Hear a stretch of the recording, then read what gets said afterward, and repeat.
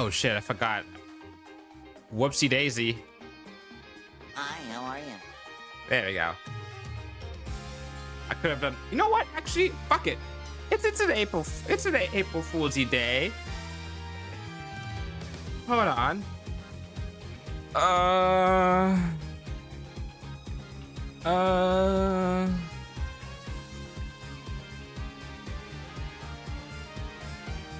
Yeah, okay. Let's do this today. Dun, dun, dun, dun, dun, dun, dun. Behind that. And then I'm going to enable that. There we go. Yeah. We can have some zaniness. Also, I should use this more often anyhow.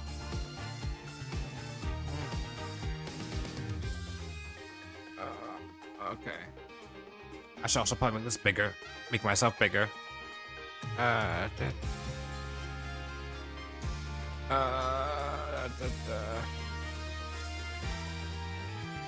Yay. I'll put myself right here. And what else? Because I have fun for April Fools. Why can't I? I then move my hands. Oops. No. That's good. Put myself right here. Lock that. Move my hands. Let's move this. Make these bigger.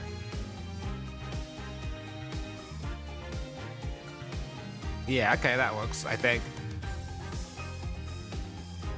Yeah.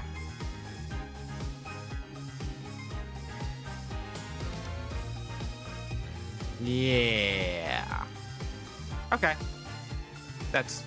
I'll probably should actually put myself maybe down a little bit if I'm gonna... Just switch it down.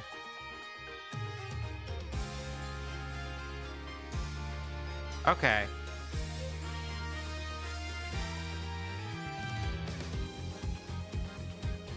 Yeah. Perfect. Okay. Now we're ready. And hopefully it'll still work when I'm... Okay, cool.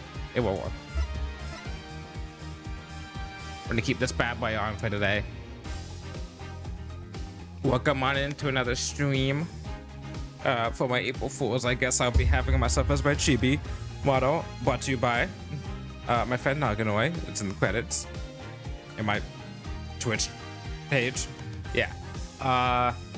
We are gonna be starting Phoenix Wright, Ace Attorney, Spirit of Justice today. First time playing through it all the way through. Ever. Not even first time streaming it, first time playing through it all the way through. I've beaten the first case twice. I started the first game over. I started the game over twice. And I had it on my 3DS. I mean, it's not on my 3DS. And then I've gotten to the second case and haven't beat the second case.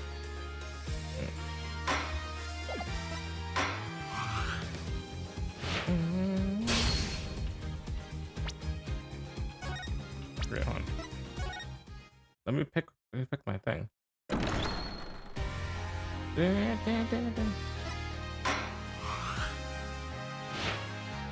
Oh wait, hold on, I messed up. Switch games. We have done Apollo Justice, starting off and becoming a new attorney and dealing with Hobo Wright, the coolest motherfucker on Sesame Street. We have done Athena Sykes joining the crew and proving himself a very capable lawyer through the power of analytical psychology. And with Wright coming back in and going from Hobo Wright to Daddy Wright. And now we go back to our roots in more ways than one, but also something different.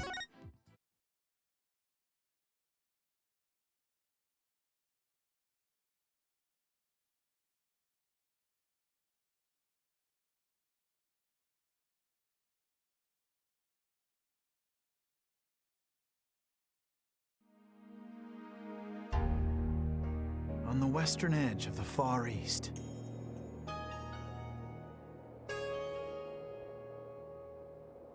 lies a peaceful country of spirit mediums and mystery.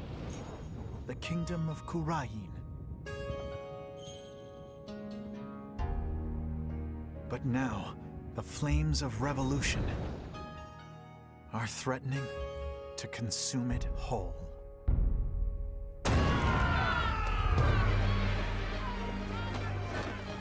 But things like revolt and revolution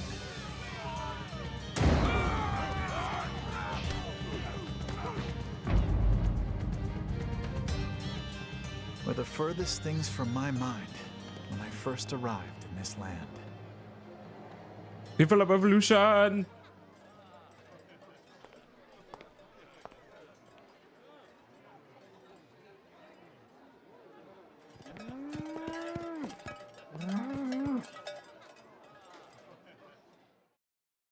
It's a yak.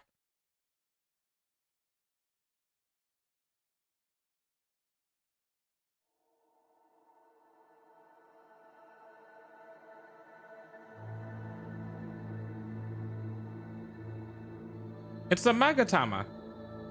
Here in Kurain, death is not the end. Even after death, the soul lives on in the Twilight Realm. Twilight Zone. And priests can commune with the spirits of the dead. Fear not death.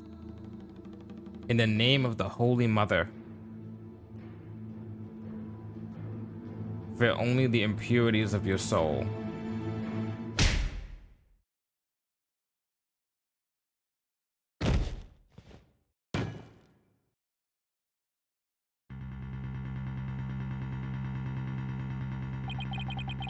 That's blood on my soul.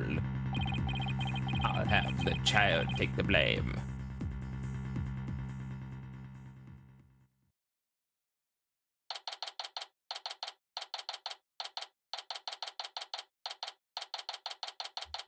Maybe I try to do voices just for this one stream because it's also April Fool's. It doesn't fuck my voice up. Ooh, I'm finally here. So this is the Kingdom of Kurain, huh? What a long trip. I wonder how many hours I was in the air. But just look at this place. A fucking tourist. Get a load of the street. It really feels like I'm in another world here. And that gorgeous temple. I read that's the center of town.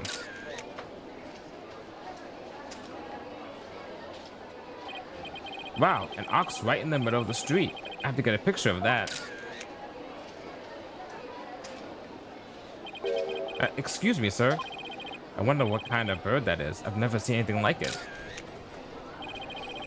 That's quite a crest it has on its head. Excuse me, sir. What? Oh, yes? Pardon me, but are you Mr. Wright? Yes, that's right. Ha. Oops.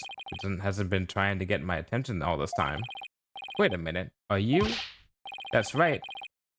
Alibi Brigade at your service. I'm guessing like alibi? Alibi Brigade. I'm a monk in training at Temple. Temple. God, fuck off with that name. And I'll be your guide around town. It's very nice to meet you. Happy guy. Happy what now? Happy guy. Happy. Happy. That's how we greet people here in Kurain. It's like hello or how do you do? It's a pretty handy expression to know. Okay, let me give it a try. Hello, I'm Phoenix Wright. Happy.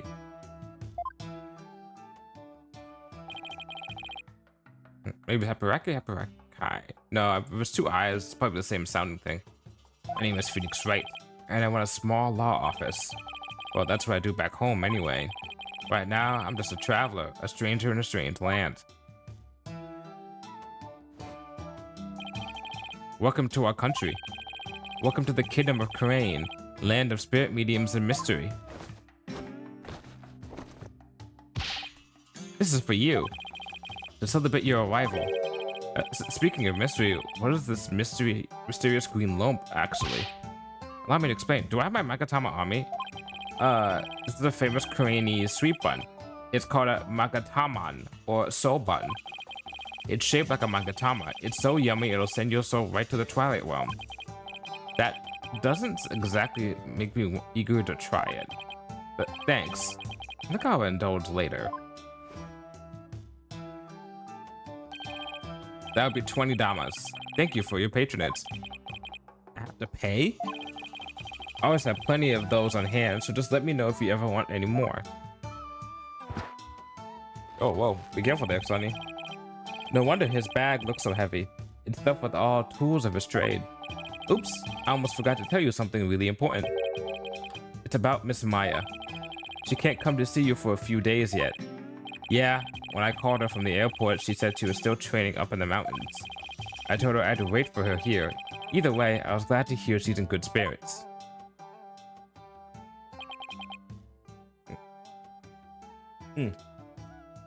Take a sip of my drink, put it down. Maya Fey. She's a spirit medium who used to work as my assistant.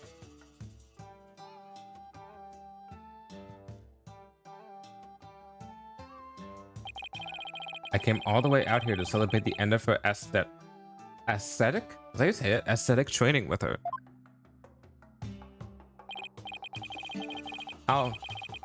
Albi. We'll say Albi. Albi. This is my first time in this country. So I'll be counting on you, okay? You got it, sir. Please don't hesitate if you need anything at all. Maya was right when she told me I could leave everything in your capable hands. Ah, shucks. She said that? That sure was nice of her. I had a chance to show Miss Maya around a little bit too. If there's one person Maya was worried about, it's me. Because we both know trouble likes to follow you wherever you go, she said. That is not incorrect. That girl worries too much. But you sure came early to the party, Mr. Wright, sir. I mean, Miss Maya won't be done with her training for another 2 weeks. Ugh. I hate to admit it, but I came early because I was worried about her too. Oh, well, you know, haha, I thought I'd get in a little sightseeing first. Oh, sightseeing? Well, I'm your man for that. I'll show you all the best sights this country has to offer. Thanks, that would be great. I guess Albi takes his job very seriously. Well, what are we waiting for? Those sights aren't going to see themselves. Thanks, you don't have to shove. First stop, Temple. Right there in the center of town. There's something there I really want to show you.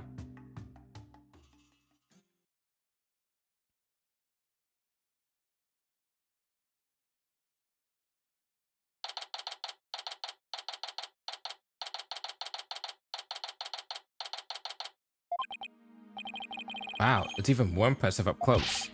Allow me to explain. This is the heart of a town, Temple. It was created by the founder of Koreanism, the Holy Mother herself.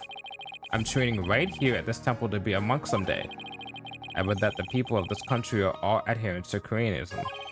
According to my guidebook, it's a religion in which ancestral spirits are venerated. The Holy Mother was a great spirit medium who could commune with our ancestors' souls. And spirit mediums become queen to this day, direct descendants of the Holy Mother. Spirit medium rules the country, huh? Talk about power and influence. The main thing you'll want to see when you come to Temple is the Dance of the Devotion Rite. The Dance of Devotion takes place twice, once in the morning and once in the afternoon. This dance, along with the Song of Ceremony, is performed in offering to the Holy Mother. The Dance of Devotion has the power to summon okay. Hold it, slow down. What did you say?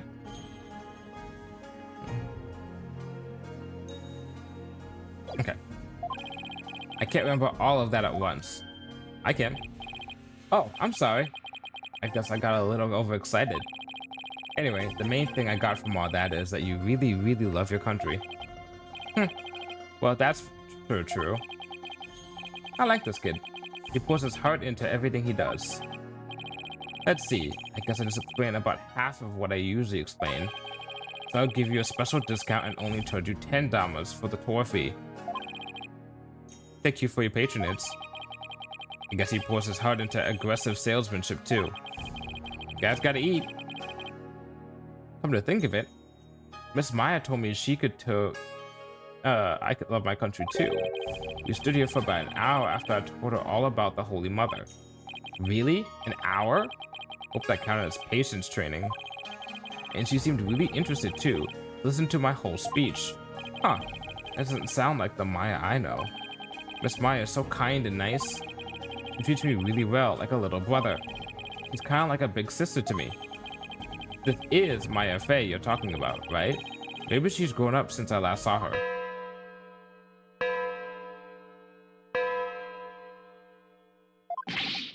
Oh no! What's the matter? Is it that time already? We have to hurry into the temple right away. But first, let me give you this lyrics card for the Song of Ceremony I told you about. There's an English translation of the lyrics there too, so give it a read, okay? Let's go. Why the big rush? If we don't hurry, we'll miss the beginning of her benevolence's dance of devotion. Benevolence? Weren't you paying attention, right? They said that there was a shrine maiden who was like the head person.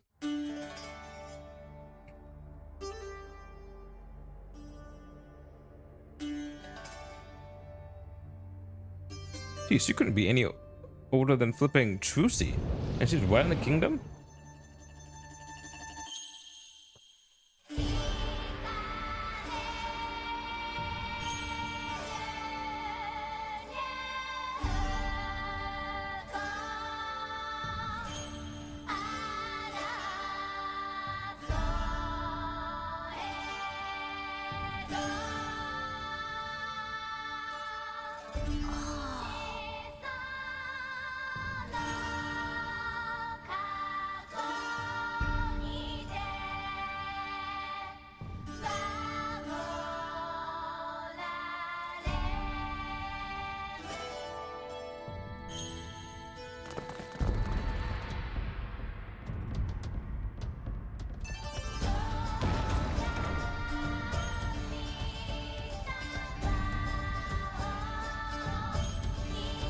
Get some 3D mix in there too.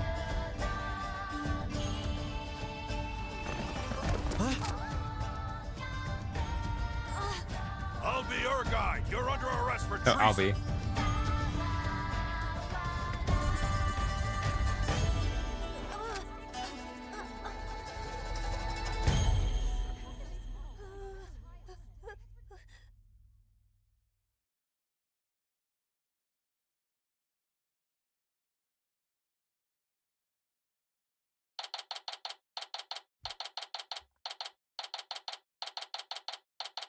Well, that escalated.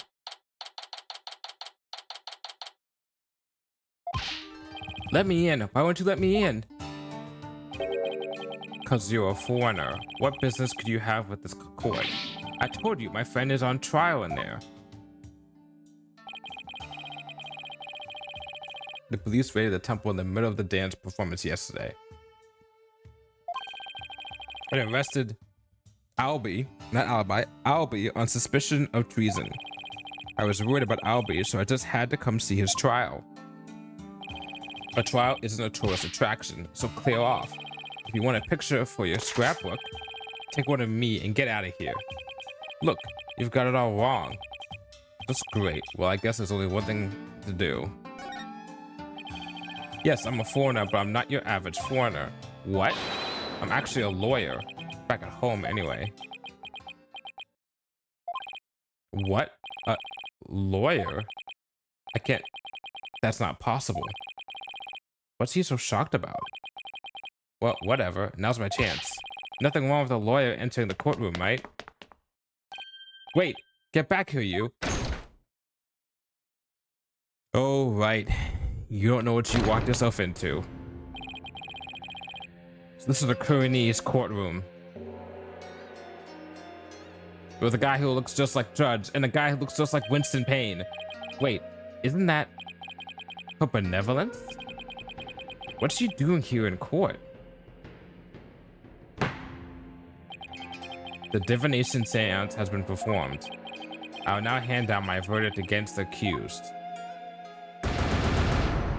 Oh, quickest case ever. We're done with the first case. Let's go. Let's go. Let's get out of here. We're done.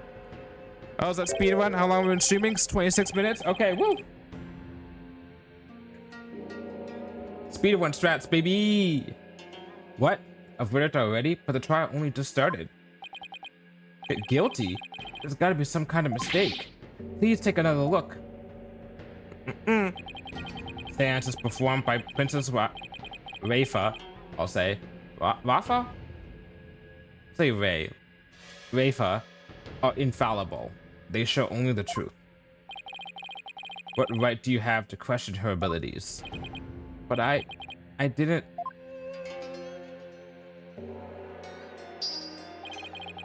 Isn't it ironic that you, a devout adherent of Koreanism, would dare doubt her insight? Non-believers will only be met with suffering in the Twilight Realm, you know. But I didn't do it. Your benevolence, allow me to explain, I beg of you. Be silent, impudent whelp. There is no merit to be had in indulging the ravings born of a criminal's unclean soul. But what in the world is going on here? The judgment is ruling based on something called a divination seance? What is Albie's attorney doing? Wait a minute. Where is Albie's attorney? Why is this happening? I didn't do anything wrong. Foolish child. Oh god, she's like Francisca. Doubting the divination seance is tantamount to doubting the Holy Mother herself. Your Majesty, as a royal priestess and in the name of the Holy Mother, I command you. Impose the highest penalty against this unclean soul. As you command, so it shall be done. So shall it be done, your benevolence. May her holiness grant us her divine favor. Odira Karain.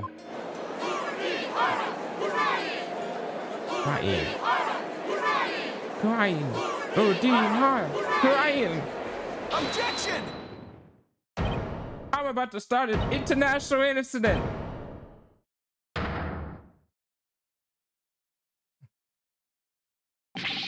Wait just one moment. You're... me and my big mouth. Now what? Mr. Wright, what are you doing here, sir? Well, I'm in it now, so I have to do this right. Your Honor, it's too soon to give your verdict. The trial has only been underway for a few minutes. Excuse me? Who on earth are you? Well... an ordinary tourist, Your Honor, just passing through. Ah, a tourist, are you? Hapukai. Oh, Hapuraki. Hapuraki. Hapuraki. Hapuraki. Hapuraki. But more importantly, where's the boy's defense attorney? Defense attorney? Ha ha ha ha. Whatever are you talking about? He doesn't need a defense attorney. Wait, what? Of course you wouldn't be aware, being a foreigner and all. But we have no need for defense attorneys here in the Kingdom of Karain. We leave it all up to her benevolence's sacred power of spirit communion. Her divination seances determine all. What? But surely you see how unfair that is. What kind of insane court system are they running here? You would dare mock me, you barb-headed buffoon? If you value your life, you will leave post-haste, or shall I summon the bailiff? The bailiff is that big scary dude in the big scary gun, isn't he? I'm sure he would be happy to oblige you with a bullet or two as a souvenir of your travels. Oh, she's smug. At the cost of her an arm and a leg, too, no doubt. Now, hold on. Mr. Wright has nothing to do with any of this.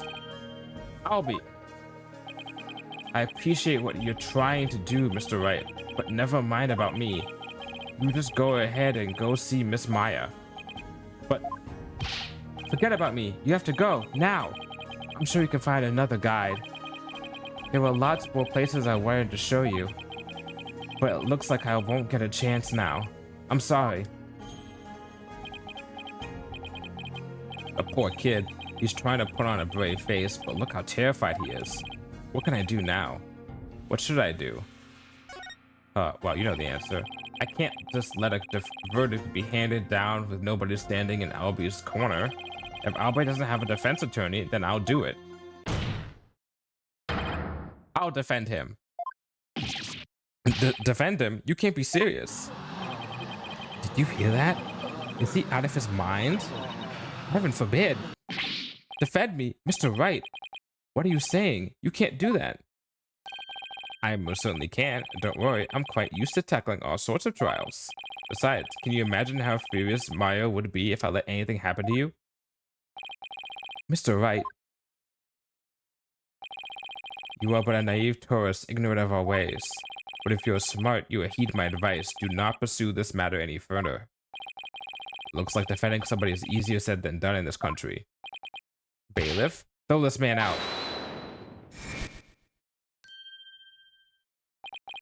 Your Majesty, if you please. You have something to say, Mr. Payne? Why not allow it, Your Majesty? Why not have him defend the accused?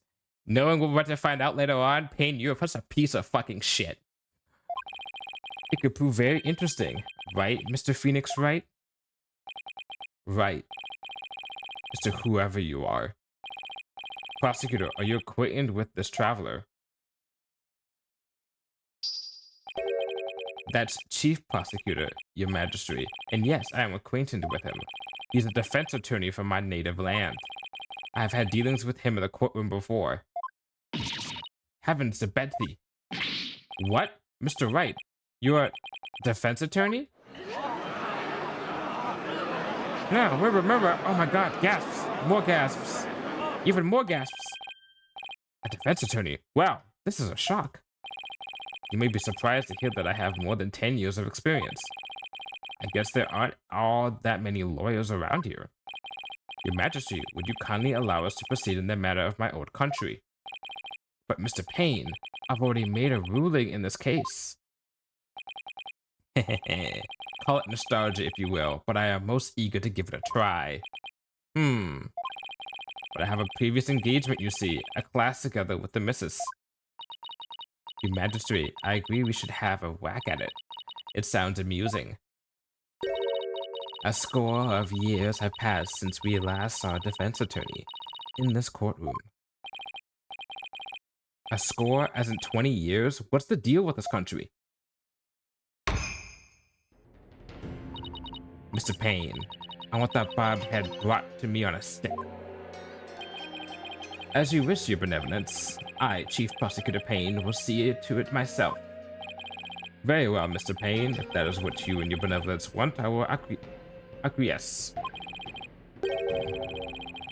As for the defense, I hope you are prepared for every eventuality.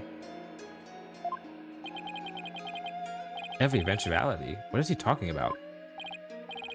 There. Are you satisfied now, Mr. Wright? Yes. Thank you, Mr. Payne. And sorry for not remembering earlier. After I've beaten you at least once? Twice? No, I beat you twice. That's right. That's Chief Prosecutor, or the Incredible Payne. As, The Incredible Payne's a funny one. As I'm also known in this country. And you see soon enough just why that is. When you're forced to capitulate to me before this very court of law. Why is he so strangely confident?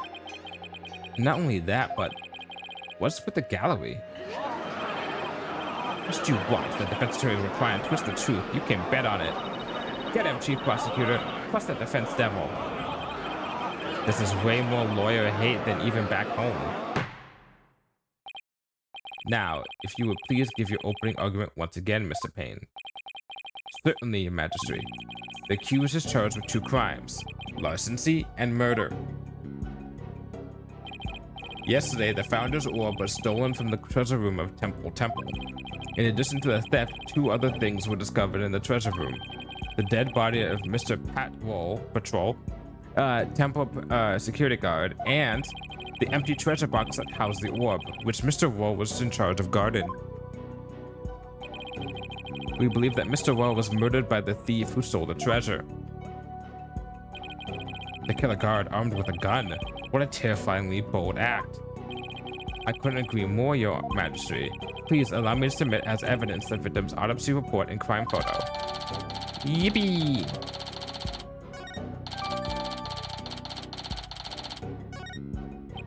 It's been a long time since we had evidence presented in court as well.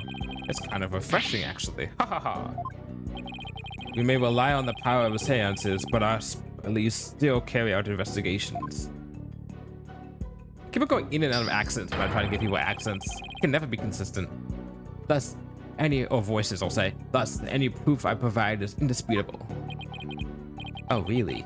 Then, well, forgive me if I don't just take your word for it. I can check the evidence out by myself or check on the court record. Okay, when Dragon and Tiger battle, the founder offers divine protection with butterfly embraces them in karma. Oh, I remember that. I remember how that's relevant. The favor of the orb is bestowed. Time of death, 12-1. Cerebral contusion from a head injury. Okay, head injury, bloody hands, blood thing on the thing itself. Scroll. It looks like the gun was not used. Okay. We'll see just how thorough you and your police were, Mr. Payne. This is a deplorable crime. The audacity of stealing the secret treasure of Her Holiness, our founding mother. It's a crime that strikes to the very heart of our nation. Exactly, Your Majesty. We mustn't let the culprit get away with these heinous deeds. Indeed, such deeds are best described as treason within the crown, against the crown. Is this treasure really such a valuable object? How can you even ask such a thing? Of course it is. Why, sealed within this treasure is the very soul, the mitama, of the Holy Mother. Her soul is sealed within the treasure? I think I'll take that with a grain of salt. Bullshit. Bullshit. You know that can't be true. You know that fucking, well, remember the Ami Faye thing from the second game? They had a similar belief. And then Pearl broke it. Grr, you don't believe it, do you? Of course I believe it. Something tells me I'd better play along. Also, Phoenix, you know spirit medium stuff is real. This kind of reverence is exactly why I dislike defense attorneys so much. Your Honor, Your Majesty? What is it now? This treasure. I've never seen it, so it's a little hard for me to imagine. Could I see a photo of it or something? Of all that outlandish requests, your defense attorneys are truly beyond the pale. He's been getting awfully angry with me, and all those veins popping out of his forehead? Yeah, not do that voice for the judge. That's gonna hurt my voice. Holy shit, my throat. It's forbidden for anyone outside of the royal family to view the treasure itself. They say that anyone without the proper spiritual power would be blinded instantly. That is why the average person has never seen the treasure, Mr. Wright. I guess there are national treasures that are off limits to the public back home too. For the benefit of the shamelessly uninformed defense, let me share this newspaper article. Okay.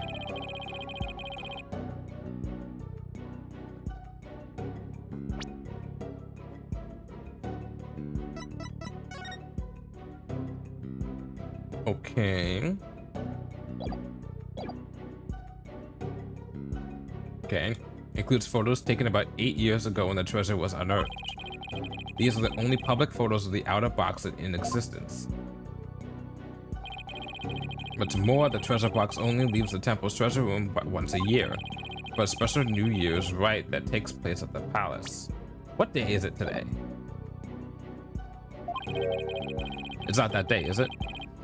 Therefore, this treasure box has only ever been seen by a handful of people.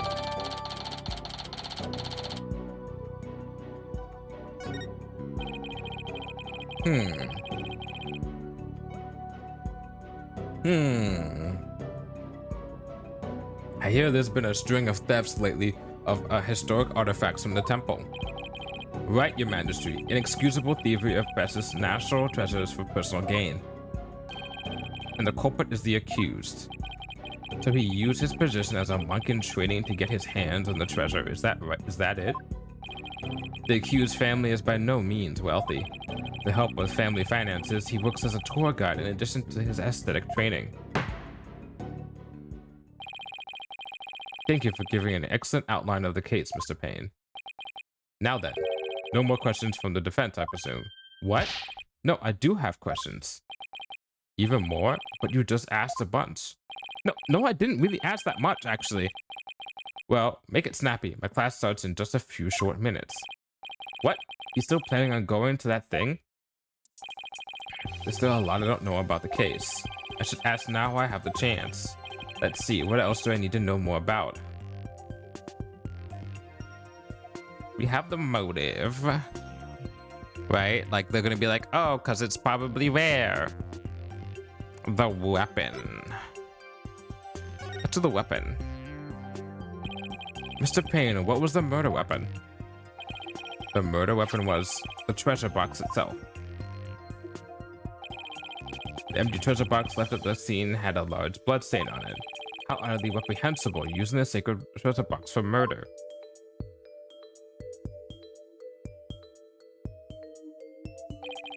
The accused came to the treasure room with the express purpose of stealing the treasure. He climbed the altar stairs and snatched the box, ready to abscond with it. But he was discovered by Mr. Rowe, who had come to the room in the course of his rounds. After walloping Mr. Rowe on the head with the treasure box, the accused forced the bloodied housing open and made off with the treasure inside. Okay. But the defendant is just a little boy. How do you think he will be able to hit the victim, a grown man, on the head? Ah, a very good point, Mr. Wright. But I'm afraid that won't help you. At the time of the crime, the accused was on the stairs leading up to the altar. The accused's elevated position would more than make up for their difference in stature. Okay. Yeah, I guess that makes sense. Ha ha ha! Mr. Payne, your reasoning is flawless. What an elegant argument. Hats off to you, Chief Prosecutor. Your title is obviously well earned. Well, the accused's guilt is certainly conclusive. Unless there's anything else, I'm ready to announce my verdict.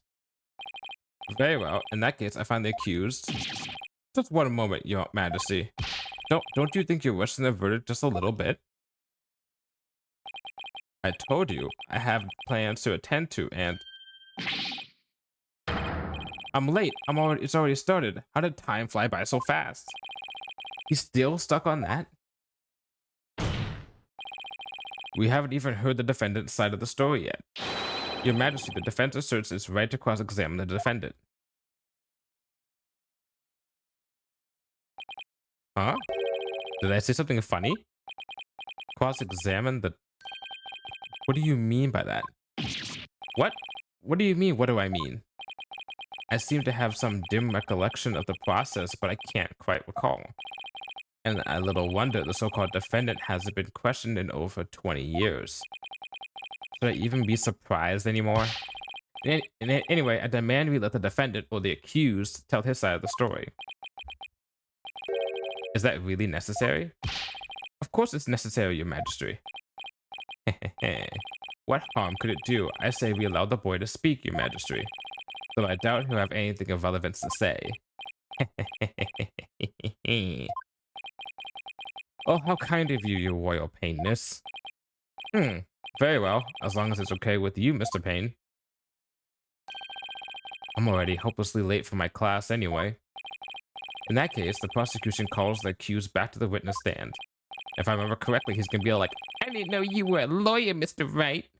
Oh, but before we do, I'd better call my wife and apologize for the missing that class. Any objections? Go for it, Your Majesty.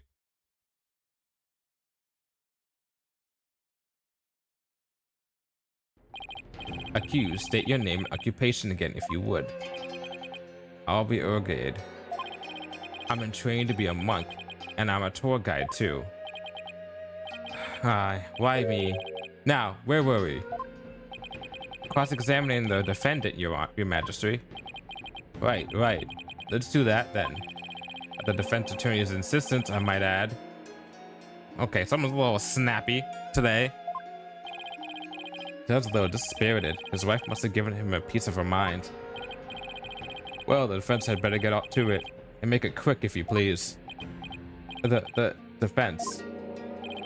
Mr. Wright, I didn't know you were a lawyer.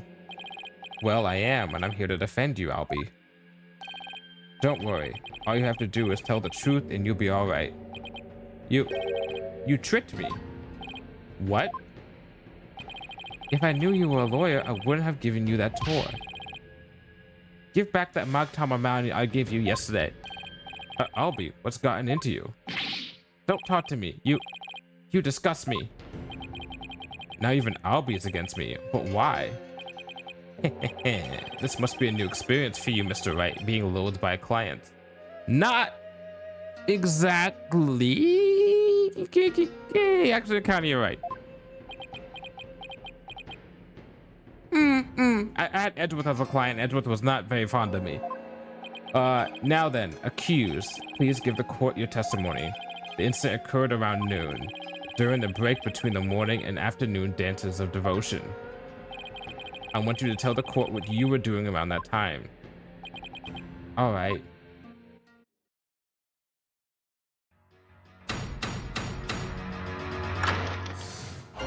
Ooh, it's fancy. I didn't kill Mr. Rowan. I didn't steal the treasure. I'm not allowed to go anywhere near the treasure room. I've never even seen that treasure box with the green Koreanese butterfly on it. Well, the incident happened, I was in the hallway planning out my tour route. Were you well acquainted with the victim? Yes, he used to chat with me whenever we ran into each other in the temple. Mr. Roll was a monk in training when he was a kid, you know. When he was a kid too, you know. I bet Albie looked up to him. Oh. Yeah, Albie, yeah. But he had to give that up to go work when his family needed money. That's when he became a guard, but at least that way he could still stay on at the temple. He was so proud when he was put in charge of guarding the treasure box. He even got to carry the box to the palace for the New Year's rite. The victim's parents apparently both died relatively young, so Mr. Rowe had to support his younger brothers and sisters as well. But even with his job as security guard, I'm sure things couldn't have been easy for him. It sounds like his circumstances and Albie's were very similar.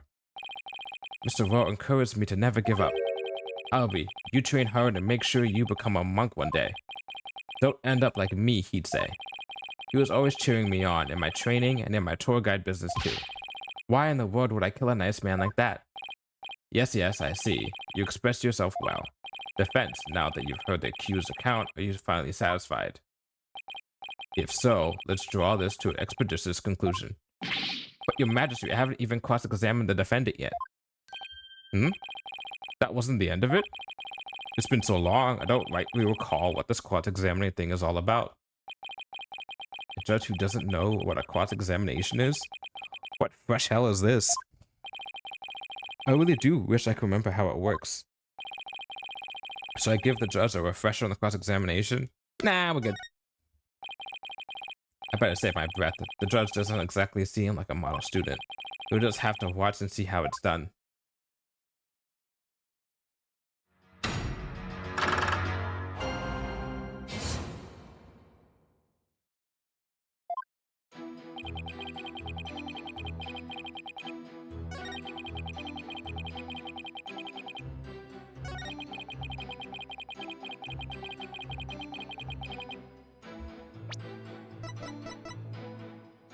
Objection!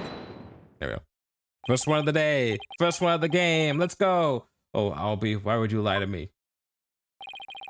So you say you've never laid eyes on the treasure box. Is that right? That's right. It's forbidden, so I'd never do that. In that case, how did you know there was a green butterfly on it? Huh? Because I saw a picture of it in that newspaper article. Nope. Take another look. These photos are in black and white. You couldn't possibly tell what color the butterfly is from these pictures. Hold on. His bag. Did it just move? But, well, Paul Kukuna. I beg your pardon? Paul Kukuna. It's a word in Koreanese that people use when they're surprised. You just exposed a lie. So this is the power of cross-examination, is it? I should be the one shocked here by your shocking lack of understanding. But just a moment. If the accused was lying, then that just makes him more suspicious than ever. Ugh. And this just makes things worse for me than him. Albie, are you hiding something? Please give only true statements. I can't help you if you don't tell the truth. Darn, I just can't seem to get him to open up to me. So accused, you have seen the treasure box with your own eyes after all, haven't you? Well, maybe I did take a peek one time a long time ago when I was cleaning the treasure room. But you weren't in the treasure room at the time of the incident, right? Of course I wasn't. Objection! Objection!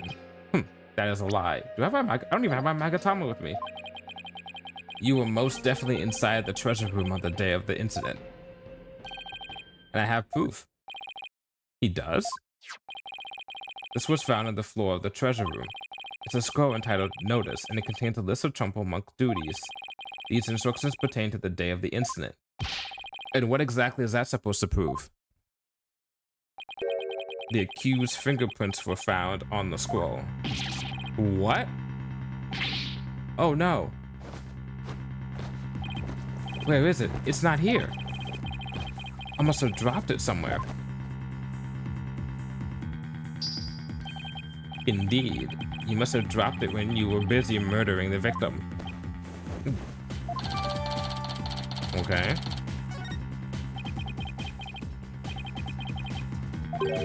That means Aubrey was there on the day of the incident? Ha ha ha! So this is the power of cross-examination. The more the accused talks the guilty, he paints himself. Yes, it would seem so, your majesty. Oh. I presented my argument and had evidence ready to refute it. How is any of that supposed to help the accused? See, I told you you can't trust lawyers and their lies. Benevolence already said the kid's guilty. Let's declare him guilty and get it over with. No, everything's going all wrong. Shadu, what do I do? As I suspected, this cross-examination session has served no purpose whatsoever. No, you're wrong. Did you get anything new with this piece of evidence? Due to the growing number of thefts on the temple retaining security throughout, therefore all the hallway shutters remain shut for today's dance of devotion. But Amzio, with her benevolence's insight, there's no reason to doubt his guilt. Then I guess I'll just have to poke holes in this insight of hers. By the way, this didn't prove to be very interesting at all, Mr. Payne. Nevertheless, I will now finally announce my verdict. Wait just one moment, your majesty. I haven't seen this divination seance for myself yet. And as a defense, I have the right to check it. Is that really necessary? I have to get home and apologize to my wife. You can apologize to her later. Doesn't matter when you show up, you're still gonna have to apologize to her anyway. I guess you really did give him the business. Your Majesty, I enthusiastically support having Mr. Wright see the seance. You do? And why is that, Mr. Payne? Don't you want to see it? See the lawyer being utterly crushed by the power of the seance? And then watch him tearfully beg for mercy? Well now. I'm sure to make up for not getting to go to that class with your wife. And you can tell your wife about me, see? It certainly does sound worth seeing. And we give me a juicy dipper to tell the missus. See, exactly, I'm helping you out. I've been reduced to a juicy tidbit? Well, for an interloper, I imagine you do have to see it for yourself to be convinced. It's certainly unprecedented, but let's have the divination seance performed again. But then, right after the tearful begging, I really do have to be going. The only tearful begging is going to come from the prosecution when we're through. How pitiful the defense looks, still scrambling desperately for a foothold. Blissfully unaware that defeat and despair are all that await him.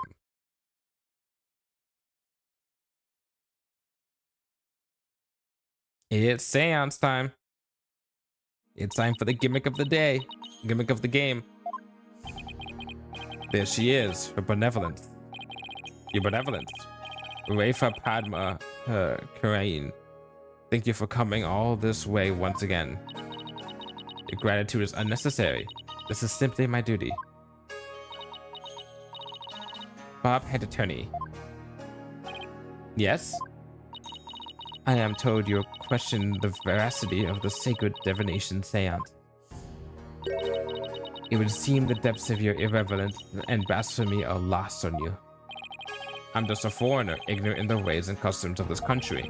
I apologize in advance for anything rude I might say or do, your benevolence. All I want is a fair trial for Albie. You would imply that the trials of this country are unfair? Do explain, outsider. How verdicts founded on truths imparted by the very souls of the dead lack impartiality. Well, actually, okay. We have witnessed people who have been possessed by spirits in previous games, and they themselves have gotten things wrong. Case point, Misty Faye, Maya and Mia's mother, channeled Gregory Edgeworth for that famous DL6 case, and he was like, it was that Yanni Yogi died because he thought that Yanni Yogi killed him. He didn't think that Francisco von Karma killed him. And even if he did think that possibly Francisco von Karma did him, he didn't say anything. So it's possibly that the souls of the dead can be inaccurate. Checkmate. What's fair about trials with no defense and no chance for the accused to tell their story? How dare you speak to her benevolence in that manner? Did you hear that? Did you hear how he talked to her benevolence? How does he know about anything? Ignorant outsider. He won't stand for it. He must be punished. Yikes, looks like I really stuck my foot in it this time. Punish him! Punish him! Punish him! Punish him! Silence! What's it for all? Is she standing up for me? Be not discredited by people. He merely expressed his opinion. Well, looks like her benevolence is going to be more reasonable than I thought. Attorneys are ghastly creatures, with souls stained black by the brazen untruths. The words of a lowly worm such as that are not worth troubling yourselves over. Alright, I take that back. None of this prattling can sway the truth of my insights. Rest assured, he will soon see the error of his foolish ways. Now then, your benevolence, the divination seance, if you would. Certainly. Nena, my robe.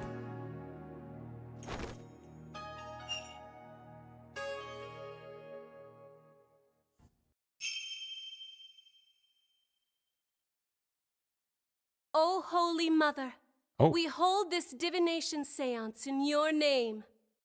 Let the eyes of everyone here be clear and our ears be unstopped. O dance of devotion, guide the victim's soul to me, so that we may receive their final memories in the pool of souls. You am I acting right now? That was 100% totally me. Definitely me. No doubt.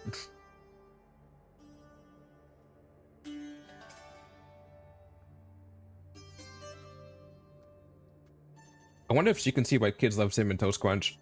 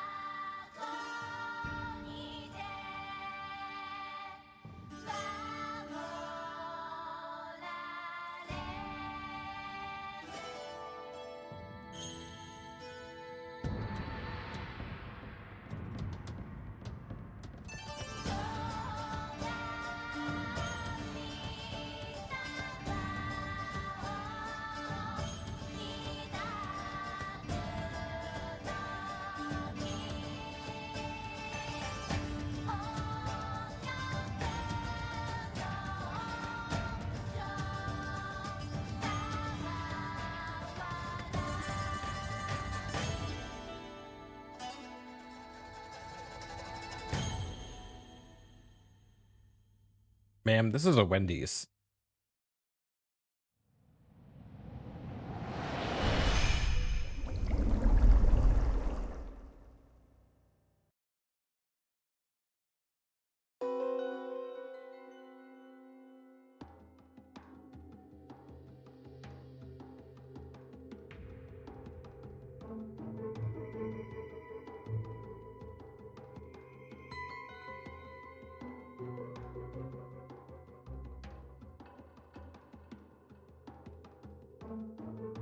That's it? That's all you got? You don't even see him strike? What just happened? An image appeared in the pool. A final message from the victim's soul. The vast communication of his Mitama. The divination seance has revealed this to us. Benevolence can use her powers of spirit communion to protect the victim's memories of the last few moments before their demise. So what we saw in the pool was Mr. Rowe actually experienced. In the victim's memories, we see the accused raising a weapon up over his head. This is consistent with the findings of the police investigation. That there has to be some kind of mistake. I didn't do it. This looks bad for Albie. Really, really bad.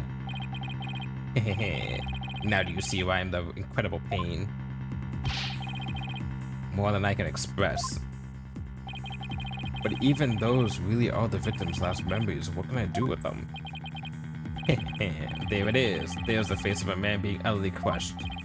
Oh, how long I've waited to see it. Isn't it wonderfully gratifying, Your Majesty? Oh yes, very satisfying indeed. Now you finally convinced, traveler? The accused is most assuredly guilty. Am I really the only one unbiased here? Now then, I think we've been amused enough. If you give up now, I won't even have to invoke the Defense Culpability Act against you. You'll be free to slink back to your own country with your tail between your legs. Defense Culpability Act? What's that? What? You mean you honestly don't know? No?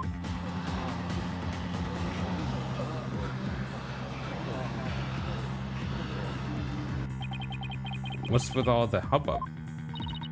Well, well. Not only is he a lying, black-hearted lawyer, he's also an imbecile. Your Majesty, I think you'd better explain the Defense Culpability Act to him. Yes, I think I better. The Defense Culpability Act, or DC Act for short, is as follows. In the name of Her Eminence, those who would support criminals will be deemed just as guilty. In other words, if you help the accused by defending him and he is found guilty, you will receive the same sentence as he. What? What kind of insane law is that? Under the DC Act, many an attorney has been convicted and met with a grim fate. Some went to prison, others received the death penalty. That's why there are so few in our country today who admit to being an attorney. That's as it should be. The history of our courts proves that attorneys are black-souled creatures who would tell any lie to save the accused. I bet you had like one bad fucking attorney, okay? And that just spoiled the pot for the rest of you. Come on now. Not all attorneys are bad. Not all attorneys are bad. I can't believe I said that. Oops. They don't believe in ACAB. They believe in ALAB. Thus, attorneys deserve to be exterminated. Exterminate! Annihilate! I've never felt so much hostility coming at me from so many sides. What could have happened to make everyone feel this way?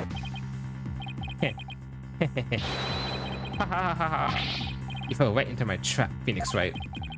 Your win streak against me and my brother ends today. With the seance and the DC Act on my side, I'll finally get my revenge.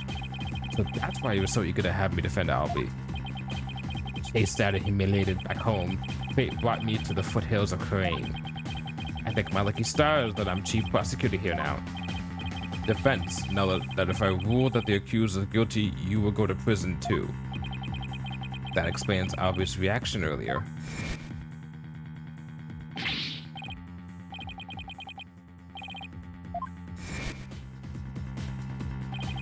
Your Majesty, isn't a prison sentence a bit lenient? After all, we're talking about treason. One should pay for utter crime with one's life. Yes. I believe the death penalty might be appropriate under these circumstances. The death penalty? No way. You're kidding, right? Your Majesty? Ha ha ha ha. No. Do I look like I'm kidding? I'll have you put your life and your dark tainted soul on the line here. The death? This can't be happening. A court resignation. Our courts are well known as thus. In this land where my seances provide the truth and no attorneys can intervene, criminals know that all they can do is resign themselves to their fate. Oh, foreign lawyer, I ask you once more, are you sure you still want to defend the accused? If I don't do it, Maya is gonna eat me alive. There's Maya to think of in all this too. I can't just lay down my life. What in the world should I do? Oh, absolutely continue the defense. We are raw dogging this shit, boy. We're gonna go deep into this fucking law and destroy it from the inside. Isn't this why I became a lawyer in the first place? We've been in worse situations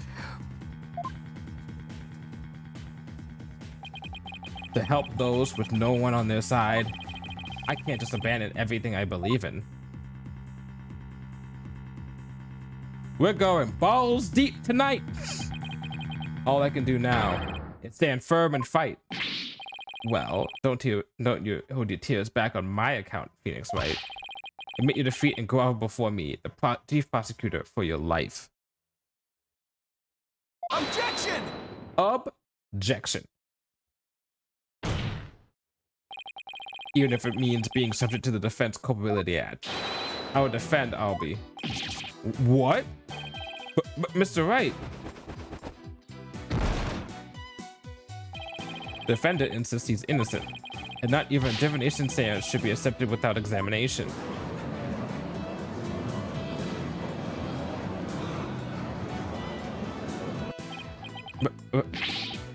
Paul Kukuna! But if I'm found guilty, you'll get the death penalty too. Even knowing that, you still want to defend me? I don't know what happened in the past, but it looks like everyone in this country considers lawyers to be liars. So I can understand if you don't believe me, but I still believe in you and your innocence. So all I have to do is keep believing and find the truth. That's all there is to it. It's the right way. Ha ha ha. Bob-headed attorney, you continue to amuse me. Though your barbed jabs are proving to be more than mere jokes. Your benevolence. Believe me when I say that this attorney will knock your insights out. That's enough! Insolent, disrespectful attorney. You have plenty of time to regret your folly in the Twilight Realm.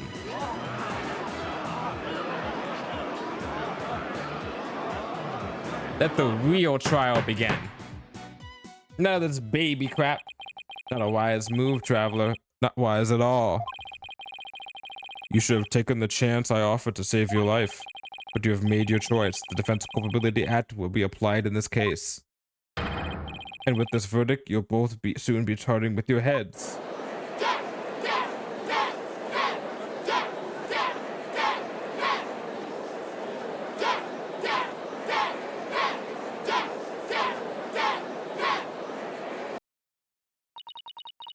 The souls of the departed speak only the truth, correct?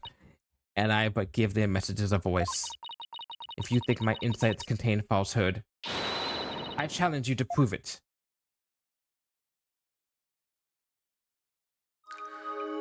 Let's go!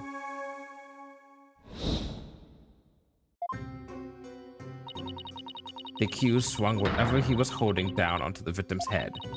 With the pain, the victim's vision went dark. This is when he lost his life.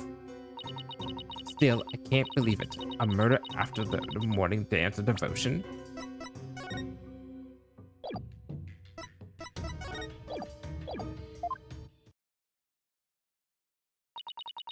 These are the victim's experiences just before his death.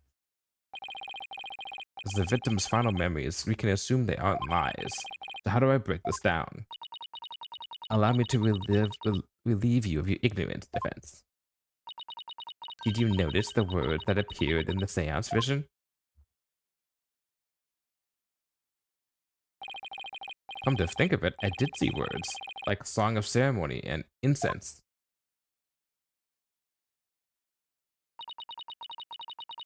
The victim's final memories are but not limited to sight alone. Sight, smell, taste, sound, touch, all is laid bare in the pool of souls. So what Mr. Wu experienced with his 5 senses appears in the vision as words, right? Precisely. And by examining these sensations, we can perceive the victim's final moments with unparalleled clarity. Works for me. I can use all the extra information I can get. Now, to find a contradiction between her insights and the seance vision.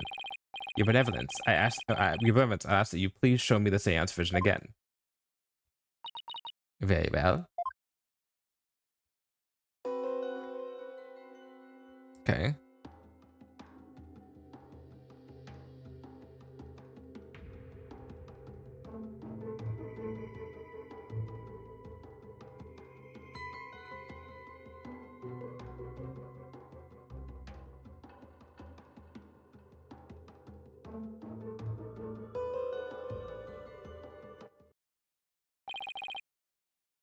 Wait a minute. Yeah. Benevolence said after the morning devotion, after the morning dance of devotion earlier, didn't she? Isn't there something off about that?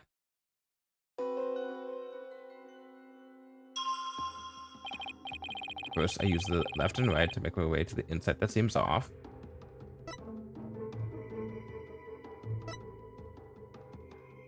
Okay. This is the insight that sounded funny. Now just carefully compare this insight with the seance vision. If I notice the sensation that seems contradictory, I'll select it.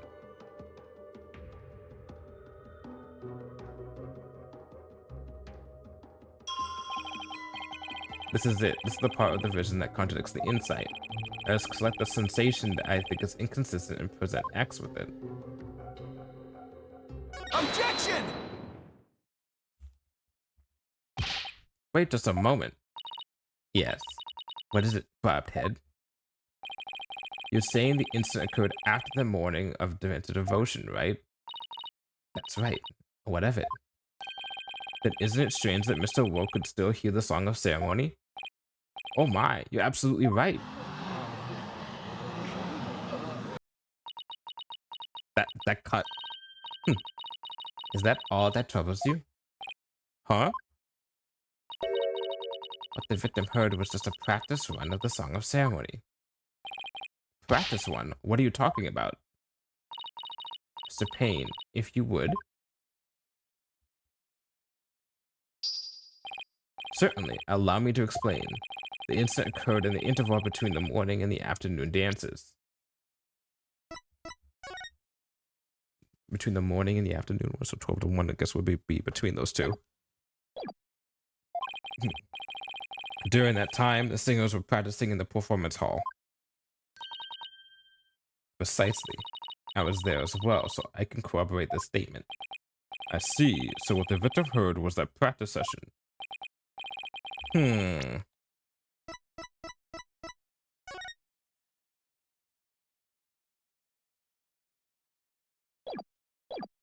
There goes my contradiction. Okay, so they were practicing in this performance hall. That must be the room where Albie and I saw her benevolence dancing. However, Mr. Payne, I admit one detail troubles me. Ask away, Your Majesty. It's a big temple. The performance hall and the treasure room are quite far from each other. The song will really be heard all the way in the treasure room? He's right. It is a very big temple. Well, how about it, Mr. Payne?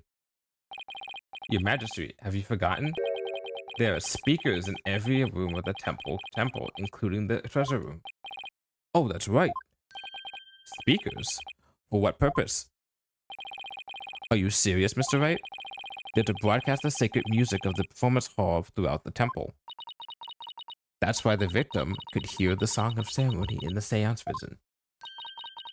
It was a practice run going on in the performance hall, heard over the speakers. Thank you for your explanation, your benevolence. That makes perfect sense, even to a feeble-minded old man like me. Think nothing of it. Now, if you wouldn't mind, could you please alter your insights for us? Very well. Well, if she's doing that... Oh, that type of insight.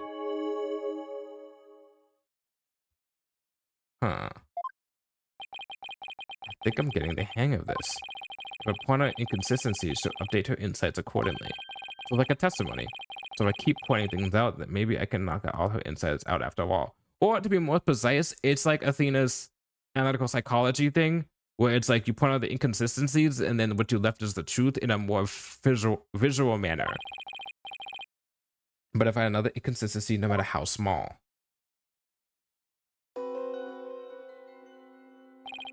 It's a bit hard to focus on the insights with the seance vision going. I'll try using pause and temporarily stop the vision. There, I paused the vision. I think I can use A and Y to jump to different parts of the vision. Try moving the midtimer mark to the flashing red panel here. Okay, now that I know how to get around in seance visions, it's time to find inconsistencies between the insights and the vision. Okay.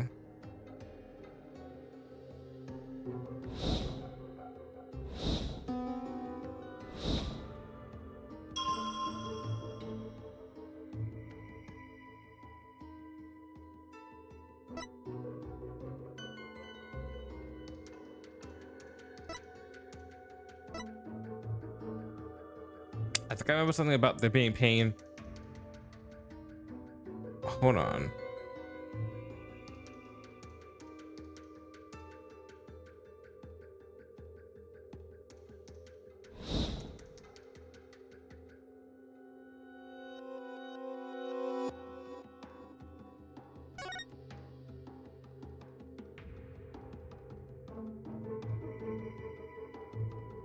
No, there's no pain. The pain doesn't happen after he closes his eyes. I didn't catch up the first time I played this, but I know this now. So I should do... Hold on, let me go forward then. So let me play. Okay. So let me try this. And be like, maybe it's like, Objection! Yeah. You're saying the victim field of vision went dark right after he was struck, correct? Of course, as anyone with any eyes can see. Well, pardon me, but I must disagree. What? Your benevolence, please take another look at the exact moment the victim felt pain. Oh! Everything goes black, and then only after that the victim feels pain. Inconceivable. This place bases the order of events at odds with what you say happened. My word.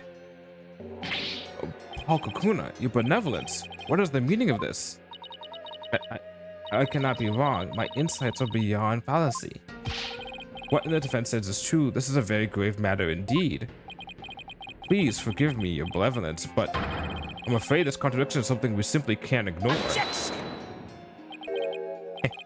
Now, let's not be too hasty, your majesty. I think I can clearly clear this up. You have something to add, Mr. Payne? 1,000 apologies. It seems the prosecution has failed to make one tiny thing clear. And that would be, on the day of the incident, there was a power outage, a blackout in one part of the temple. And as I recall, the crime scene was in that sector. The power outage must be why the victim's field of vision went dark. I apologize for neglecting to tell the court this is a detail. I'm afraid it slipped my mind. Or rather, you knew all along, only letting it slip now that it's convenient, Payne. The power outage knocked out both the lights and the speakers. Oh, there was a blackout there? Was there? Oh, there was a blackout there, was there? Well now, that explains everything, does it? What do you mean, your benevolence? Please share your thoughts with us, if you would. The blackout occurred when the accused and the victim were faced with one another. Fearing the victim would flee under the cover of darkness, the accused swiftly brought his weapon down on the victim's head. I see. That makes perfect sense, Your Benevolence. So the victim was struck after the lights went out. The depth of your insights are awe-inspiring, Your Benevolence. Please give her a hand, everyone. Well done! Long live and prosper! Hey, I want to live long and prosper too. Enough applause. You flatter me. Now, Your Benevolence, in light of this new information.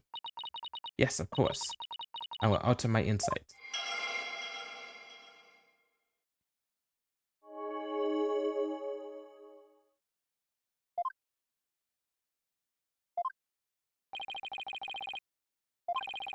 At least, okay, it's almost like this is the, at least like I was able to draw out some new info. And with new info comes a chance to find new inconsistencies. Now to compare the insights with the vision again and see what I can dig up. Okay. Right. Okay. Oh shit, hold on, rewind. Pause. God damn it. Oh, so go back. Okay, so here. Pause. Switch here.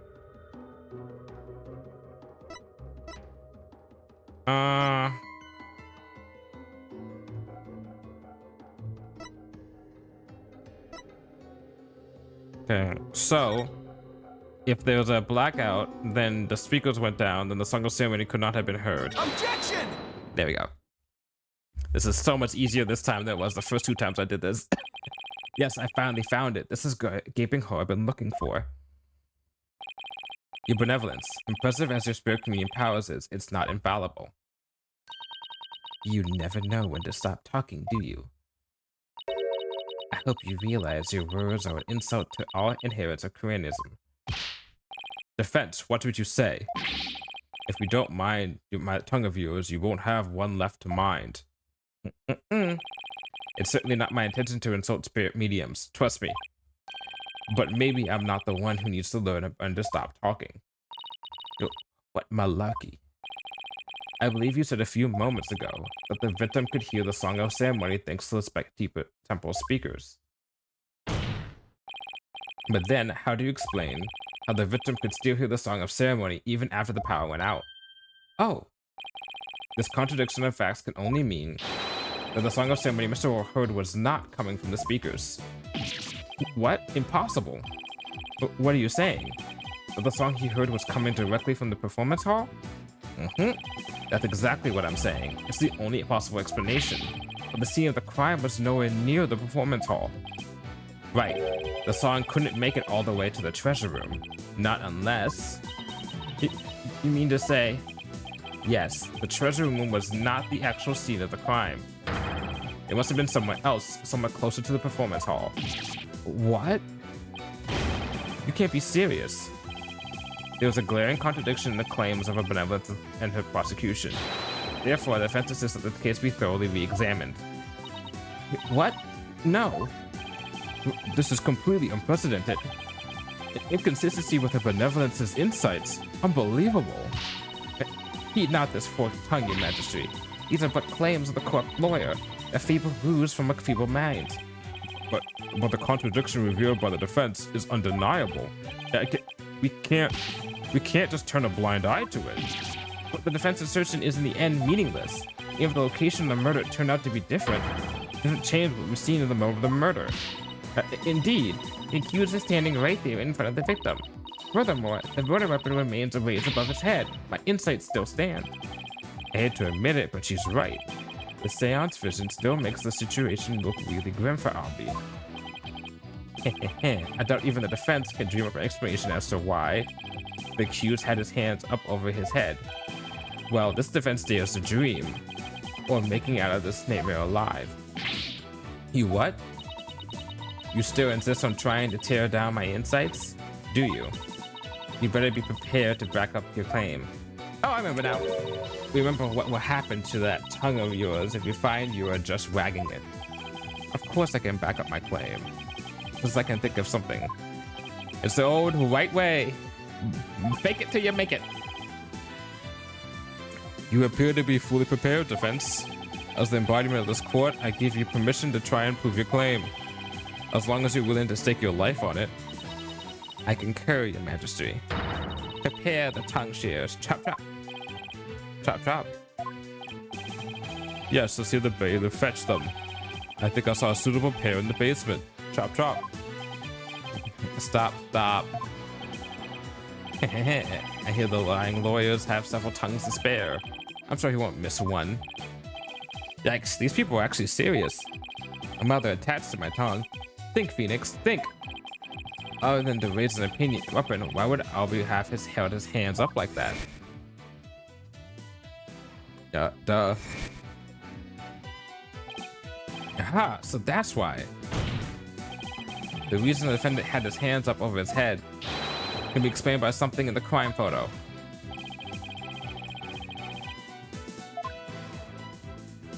Take that! As in the seance vision, I witnessed the defendant raise both of his hands over his head yesterday. You did? Where did you see such a thing? When the police had their guns trained on him as they made their arrests.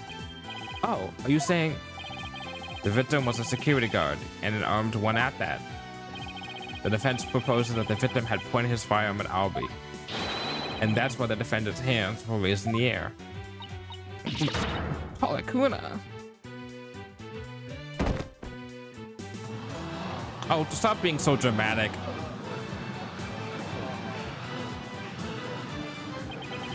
Who would have thought the seance vision could be interpreted that way? This is not possible. It can't be. The seance vision is not bad, but like many things, it's a tool. And you can't just use it as a tool to determine if something is guilty. You use it as a tool to determine the truth. And that is the whole entire... I'm gonna make a whole entire good-ass guess about that. That's gonna be our motto for this whole entire game. Is that you have to use... It's okay to use this, but you have to be able to analyze it and determine from a very reasonable and logical standpoint what could possibly happen. You can't just assume. No assumptions are allowed. This isn't Phoenix Wright Ace Assumptor. Assumpting a Tony. Not bad for a total knockout. How dare that lawyer ever go against their benevolence? He's no better than that traitorous say Dirk. Who the fuck is Dirk? Traitorous snake. Dirk. Who's that? No, I can't believe it. Contradiction in one of my insights. There has to be some kind of mistake. I won't accept it. Your insights are fine. You just interpreted them wrong. That's right, your beloveds. I won't accept it either. It goes against all we hold sacred. Throw him in jail immediately for less majesty. What?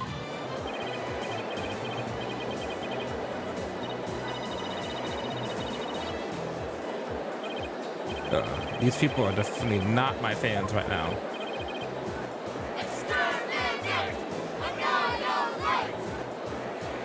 You all are just a bunch of sore losers. Don't boo me. I've seen what makes you cheer. Now everyone, please calm down. Is he? Your Majesty, please assign this black-hearted attorney a suitable punishment.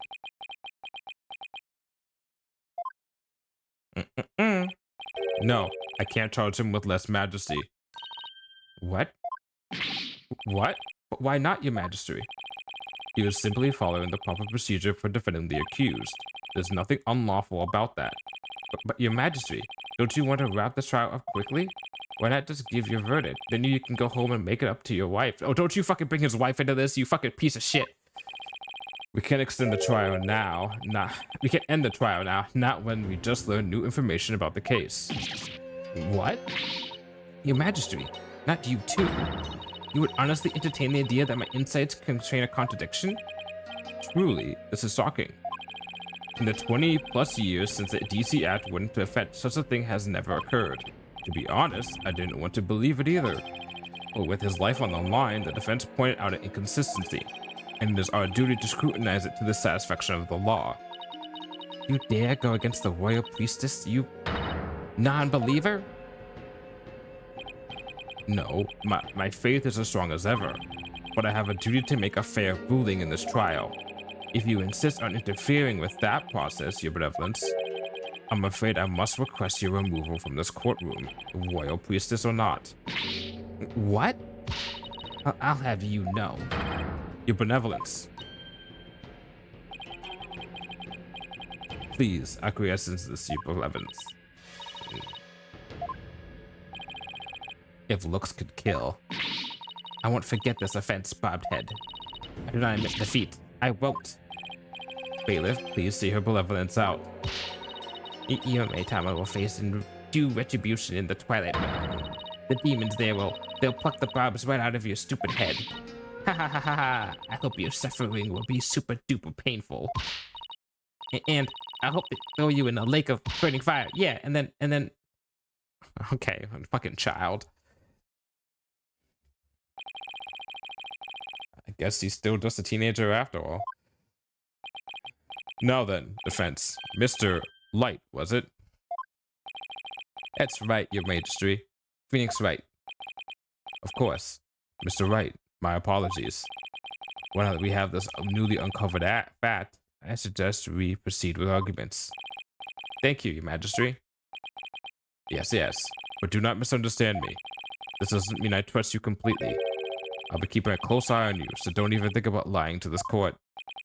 I understand, your majesty. Whew, maybe now we can finally run a real trial. Arguments, your majesty? Very well, I accept your challenge.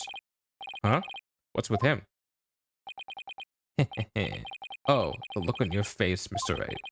It's just too hilarious. What's funny, Mr. Payne? The defense still doesn't get it. The truth he unearthed is going to bury him in his case instead. What do you mean by that, prosecutor? I told you, it's chief prosecutor. Yes, because that's the thing to focus on right now. The defense is digging its own grave. Consider this, your majesty. Why would the victim, a security guard, point a gun at the accused? Oh, indeed. Because the accused was about to commit a theft. Make an assumption there. It's the only logical explanation. What? That does sound pretty logical, actually. It doesn't help the accused situation at all.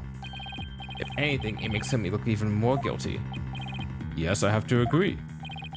Allow me to spell out this truth the defense didn't bother to think through.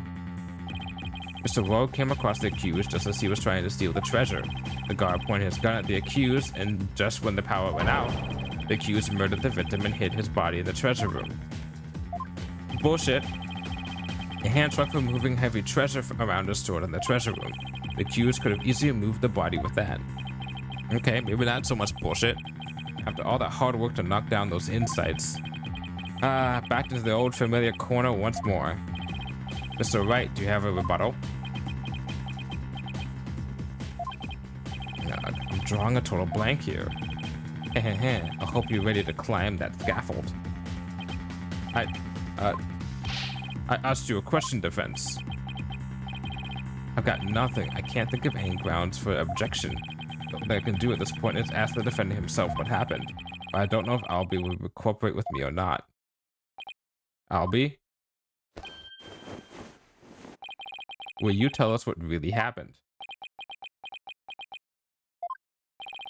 You don't have to say anything, accused. Fall for its evil trap and you only dirty your own soul. Oh, but you have to tell me the truth. I can't help you unless you do. Mr. Wright, I'm sorry. Why? Why won't he trust me? Is this it? Is this the end? For both of us? Maya, I'm sorry.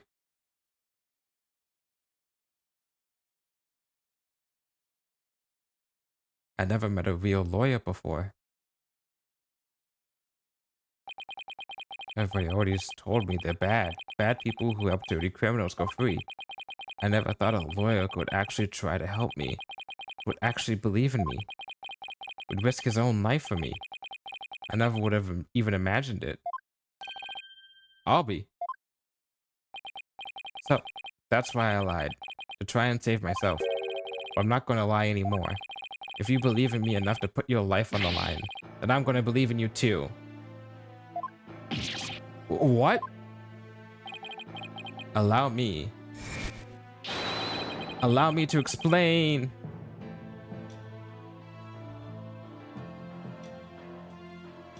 I like this song. Now we're talking. Time to finally get the bottom of things.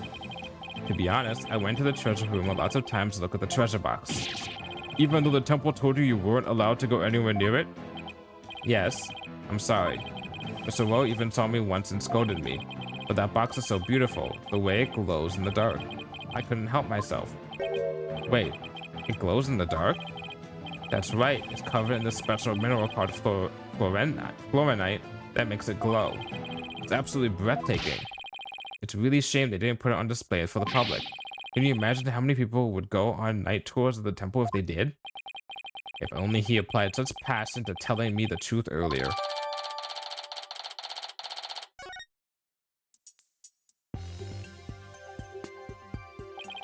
On the day of the incident, I was on my way to the treasure room again, when I ran into Mr. Roll on the great stairs.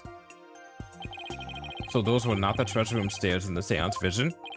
No, they were the great stairs that connect to the hallway. Makes sense, the vision wasn't clear enough to show us what he was at the top of the stairs.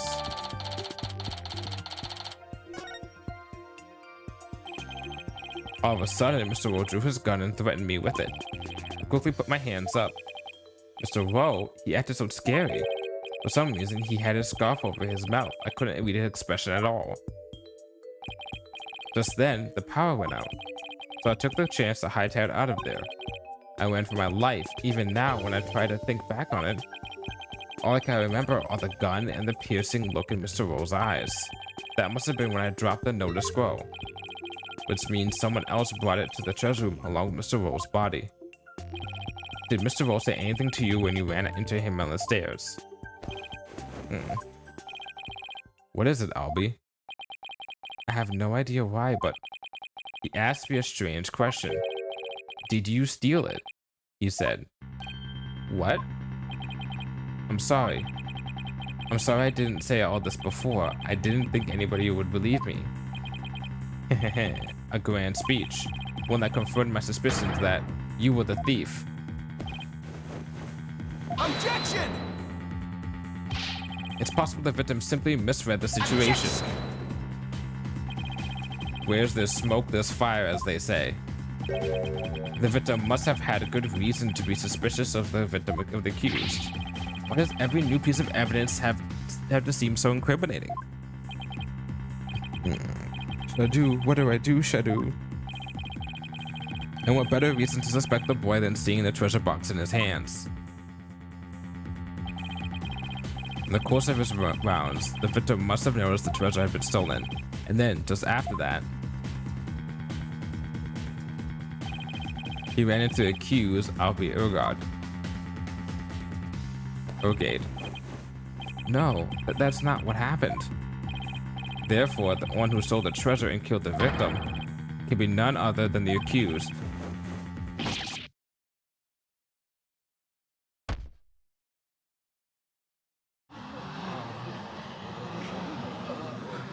It's facing the opposite way on his model right there. It should be on his face right now. What now?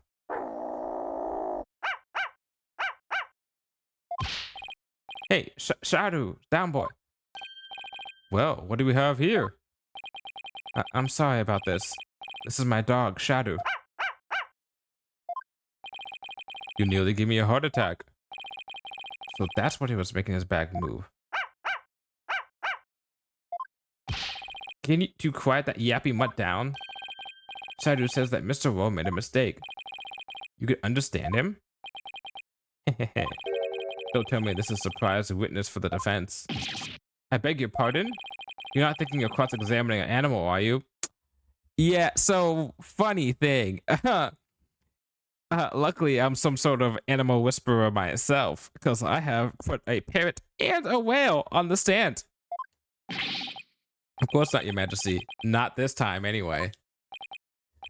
Phew. Well, I'm glad to hear that. I thought I'd have to reassess my assessment of your sanity for a second there. I think I'd better reassess my strategy and fast. I have to somehow show that somebody else could have struck the victim or was sunk. While it's true that the defendant was standing in front of the victim when he died, it doesn't mean someone else couldn't have struck the victim at the time. If you're going to say that, go that far, then I hope this means you have another angle of approach already. Exactly. I mean, who but the accused standing in front and center could have done it? Unless you can back up your claim, it's nothing more than conjecture. Okay, come on, Phoenix. I know I can think of something convincing. Where else could the victim have been struck from? I don't know, maybe like behind him? With the defendant standing in front of the victim, isn't it possible that the victim could have been struck from behind? From behind, you say? I see. Yes, I suppose it's not outside the realm of possibility. Good, now at least we have some breathing room. But who do you suppose could have been? Oh, the true culprit, naturally. The one who actually committed the Vanessa murder. The true culprit? I suppose you have a true timeline event to go along with that? I should have known that I have to explain everything. Alright, we assume the true culprit struck the victim from behind, and then that means... After going to the treasure room and stealing the treasure, the true culprit tried to escape. But then Mr. Roll appeared, making his rounds. I imagine the culprit then quickly hid in the storeroom at the other end of the hallway. You're grasping at straws, Mr. Wright. Admit it, you have nothing but baseless conjecture. I'm going to look for something to base it on right now. He's even admitting it. Yeah, I got nothing, but I'm going to try. Albie, when you ran into Mr. Roll in the hallway, was there anyone around in the storeroom area? I don't know. There might have been somebody there, but I couldn't see. I was only halfway down the stairs, so I couldn't see the ends of the hallway. I see. Swing and a miss. Oh, Shadu says that someone was there. I see. Thank you for that. Too bad his testimony is inadmissible. You think this is a joke? Maybe the defendant didn't happen to see this other person, but that doesn't mean the true culprit couldn't have been there in the hallway. You desperate floundering has gotten hard to watch, but I will enjoy watching you sink. What are you talking about? Unfortunately for you, only the accused and the victim were there in the hallway at the time of the incident. How can you continue to make that assertion? Because there was a witness, a very reliable witness. Eyewitness. What? Your Majesty, the prosecution would like to call this witness to the stand. Calling an eyewitness to the stand, It's been decades since that happened. And unlike the defense's witness, you can rest assured that there are no pets involved. That was a low blow. That was a low blow. Attack him, Shadow. Stick him. Very well. I will allow it. Now for something we have not heard in quite some time. Bring the witness to the stand.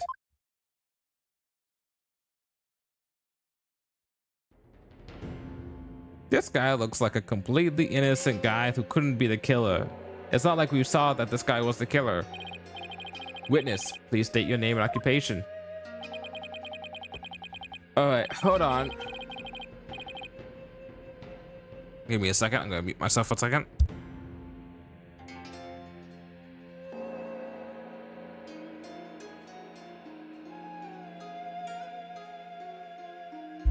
Okay, got it. Person administers the name. I'm like Temple's head monk. Can you dig? I was trying to get the voice down. Oh, if it's an instructor and distant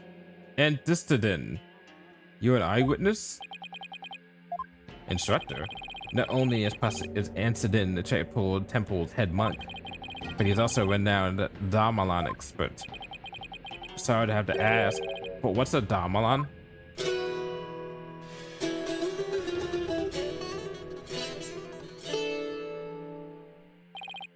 Check it. Here she is, my sweet surrender. One and only Guru, right? Alright, unfortunately I fucked up. You heard our sultry sounds once before, brother. Wind Dragon and Tiger Bat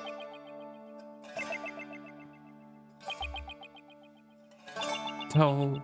Oh, fuck, I'm not saying all this. This is gonna take so fucking long. Okay, good. I was saying it takes so long to speak. That's a song from the Dance of Devotion. Right on, brother. The Song of Ceremony. Playing this tune together is a precious gig for me and my girl here, you dig? The Song of Ceremony, the song that was playing at the time of the murder. Oh, Holy Mother. May the righteous sounds of my gamelan serve as my offering to you. Oh my god, you're so fucking cool. Oh my god, clap, clap, clap. Wonderful. Oh, what a great performance as always. This is my thing, you know? My bag. I make instruments speak, baby.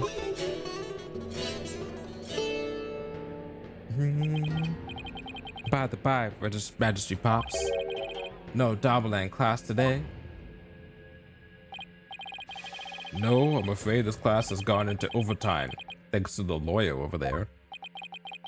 The class the judge wanted to attend was a gamelan lesson? Well, you know what they say, baby. Never trust the lawyer, man. But transgressors against the Holy Mother have to be brought to justice. Thank you for your cooperation, Mr. Amsterdam. And Mr. Andiston. God fucking damn these names. Damn, they're hard to say. As the treasure's keeper, you must have been shocked to learn it had been stolen. Yeah, man, that was not cool. Keeping the treasure safe is one of your duties, Mr. Andiston. That's right, brother. This here's the one and only treasure box key.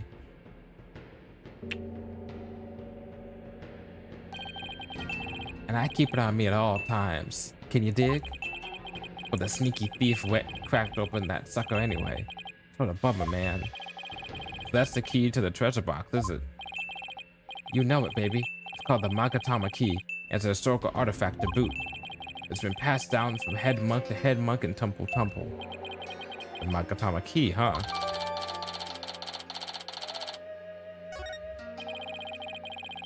And now someone's jacked the treasure on my watch. It's a real buzzkill, man. How am I ever gonna face Her Holiness again? Oh, Holy Mother, please find it in your infinite mercy to forgive me. Please guide this lost and humble lamb. Oh, hold on. I think I remember something.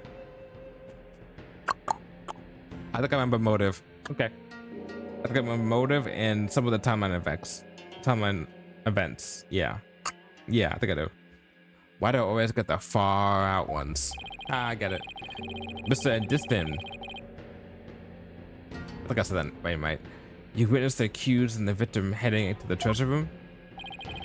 You know it, baby. Best believe I scoped that tiny transgressor. Would you please give the court your testimony regarding what you saw?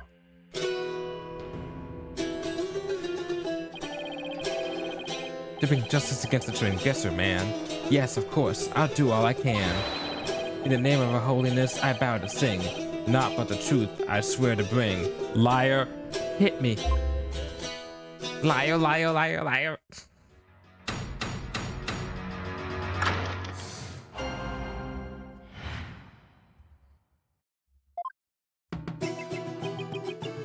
After the morning dance of devotion,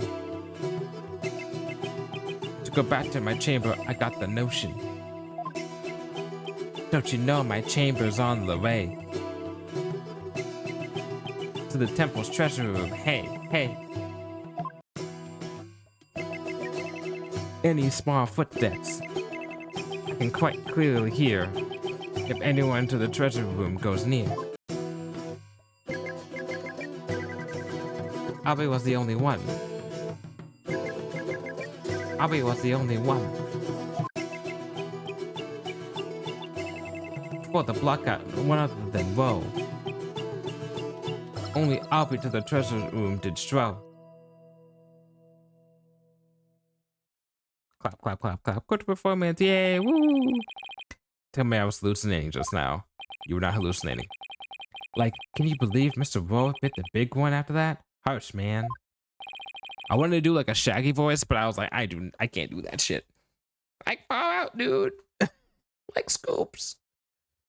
Scoops, we're gonna be the culprits now, Scoops. They're gonna put a death penalty on us. Fall out, dude. No. Ugh. Like, zoinks. I share your sentiments. You were the one who discovered the victim's body, weren't you, Mr. Antonin? What? You found the body as well? He really is a key witness, then. That's right, brother. After the blackout, I want to reset the breaker and give power back to the people. The circuit box is near my chamber, so I'm always the man for the job, you feel me?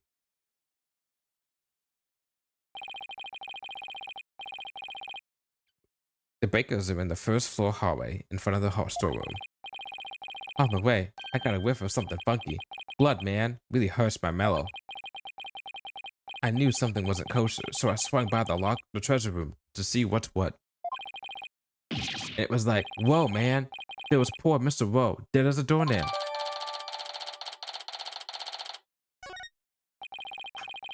In the interval between the end of the dance, the devotion, and the blackout, the only ones who went to the scene of the crime were the victim and the accused. So you see, Mr. Antonin's unassailable account is what led to the accused's arrest. You could do a voice like that for him. Hold it. Isn't it possible that the murder took place before the end of the event of devotion? I'm afraid that's not possible. The victim was in the performance hall until the very end of the dance. He was? Would you like some proof? How's this? A photo of the morning's dance devotion taken by a tourist.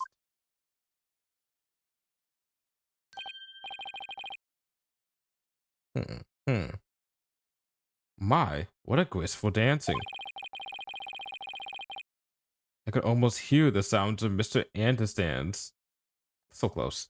Mr. Anderson's dominant now. Payne's right. There's Mr. Rowe on duty. Never underestimate the great, incredible Payne. So in addition to Rafa's insights, he has backup evidence lined up too, huh? He's gotten better. Mr. Payne has actually learned a little bit. As head monk, my monks in training are like my own kids, like family. Can you dig it? I should have taught Albie better, man. Before Holiness, the Holy Mother, I'll Albie confess your sins, my young brother. Head monk on dissident. I didn't kill Mr. Rowe. So I don't have anything to confess to the Holy Mother. What? Focus, little man. Your faith is weak, like a wet paper bag. Are you feeling me? Spare the rod, eh, baby? Spoil the child, not maybe.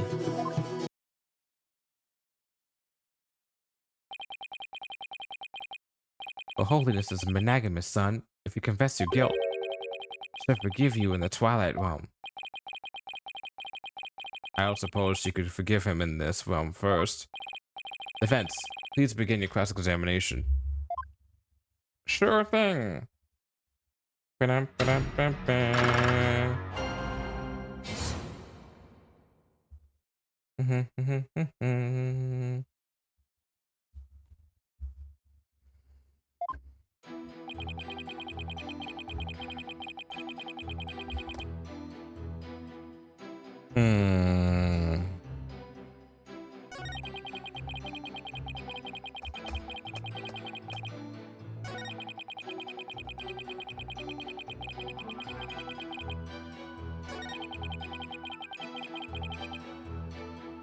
Hold it!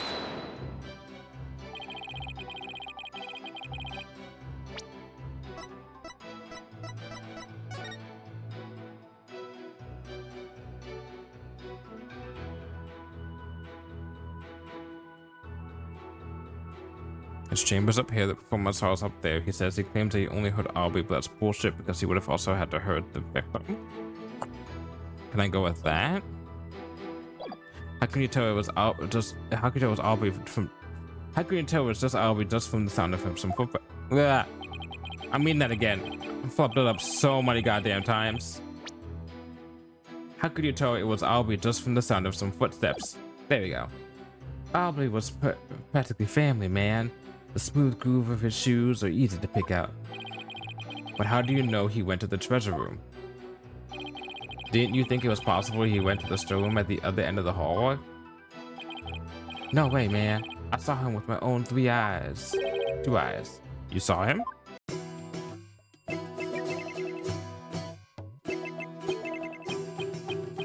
In the treasure room. This you can believe. My peepers peep the sneaky sneak out Albie.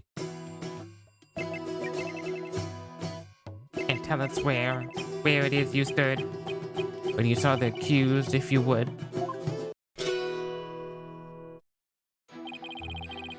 When I heard the footsteps, I looked out the window.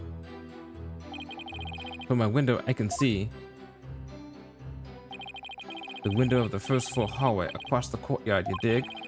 And through the window, I saw Albie walking into the treasure room. Yes, we should. Could you please add that such statement to your testimony, Mr. Anderson? You got it, brother. Okay. But what does it mean?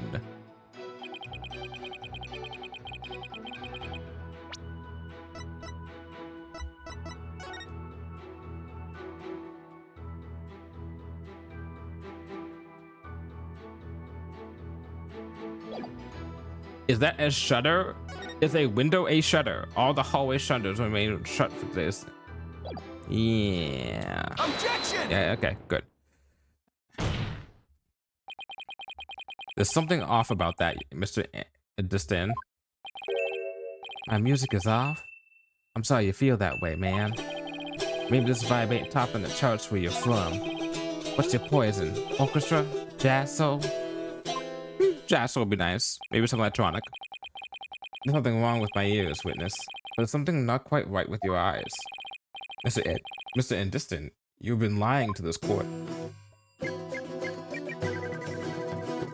Now, why would I lie? I got nothing to hide. Truth and truth alone is all I sing. Lying, y'all. Now, lying ain't my thing. I contend otherwise. Do you recognize this object, Mr. Anderson? It's a temple notice, man. What of it? In this notice, the following instruction to the temple monks is written. All of the hallway shutters will remain shut for today's dance of devotion. What you talking about, Phoenix? What you talking about, Willis? I'm talking about the fact that from your chamber, you couldn't have seen anyone going into the treasure room through those shutters. God. Looks like you didn't get the memo. No way. I don't believe it, man. If you don't believe it, why don't you read the notice for yourself? Let's see. Something, will, something, for, something.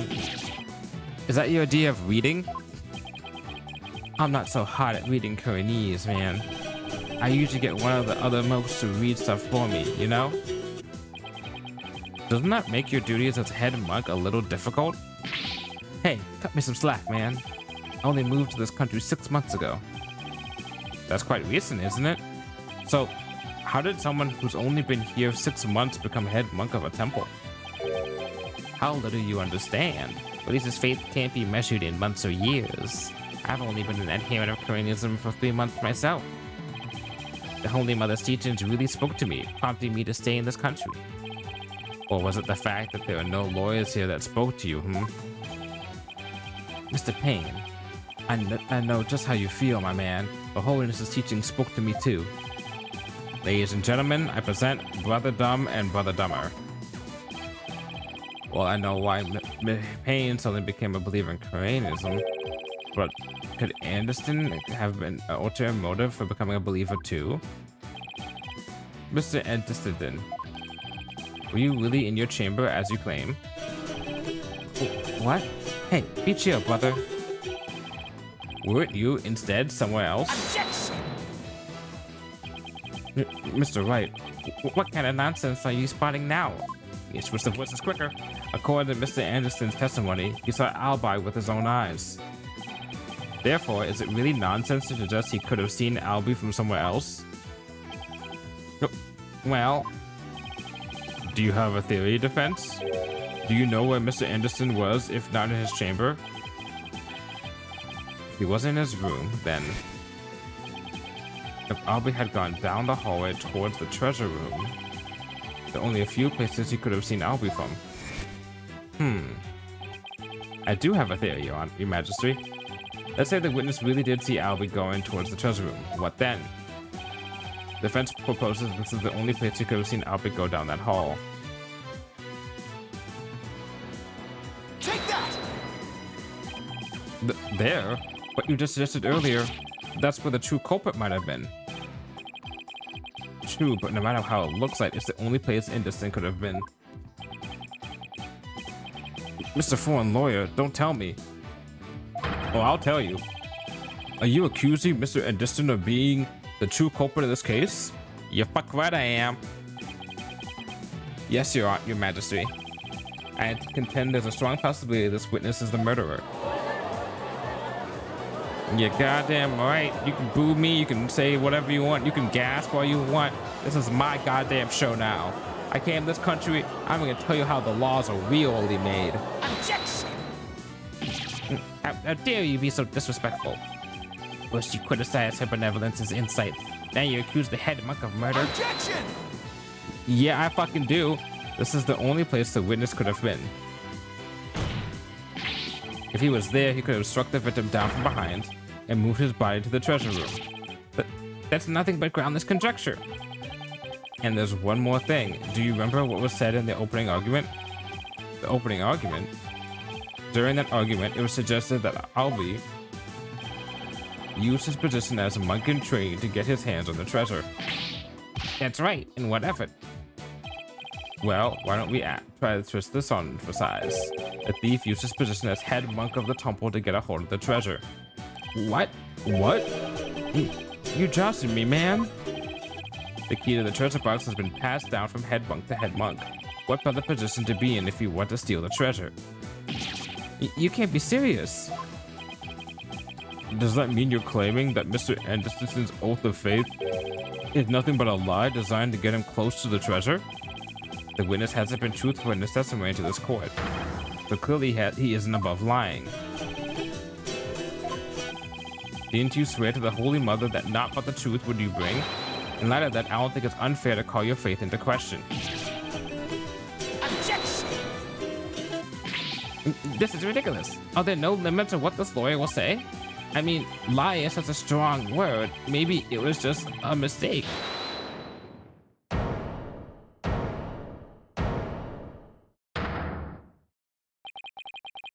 Enough with the nervous wreck routine, prosecutor.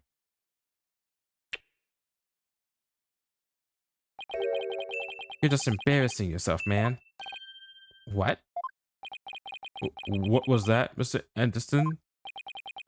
Lawyer man, you really are the lowest of the low. You've gone and said something I can't forgive. You got my belief into question, my faith in the Holy Mother. And nobody gets away with that.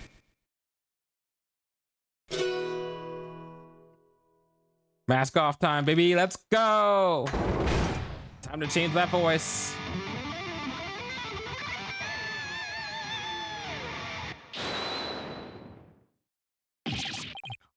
What on earth? That music, it's making my ears bleed. What's going on? What's going on? Oh my god. Oh, wow. Crowd noises. This is the music of my soul. Death to that lawyer.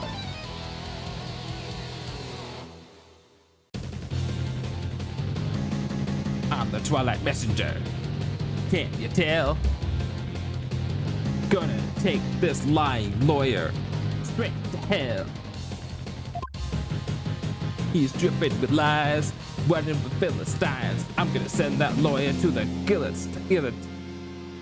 Philistines. I'm gonna send that lawyer to the guillotines. Yeah, nailed it. First try. Woo, yeah. And now for something completely different. Hey, that's a reference to something. What is that reference to? Hold on, I'll look that up. What is that reference to? Hit one. Was it a no? For something. Oh, literally like enough for something completely different. Monty Python's thing. That's what it was. I knew that was the thing. All right. That plinkly plunk music just wouldn't let me express my rage. Your rage, huh? Isn't the real source of your anger having your lie exposed? You just don't get it. You don't get it, do you? If I lied, it's because you drove me to it. I'll sniff it around and suspicious and throwing out false accusations. Sorry, but as a lawyer, I'm afraid that's my job. Yeah, well, lawyers are crap. Keep making noise, and I'll have to use my partner here on you. I'm the one making noise? Hey, so you want to know the truth, huh? Think you can handle the truth, do you? Fine. You can't handle the truth. Let's see you try. Feel the heat of my brutal death beat.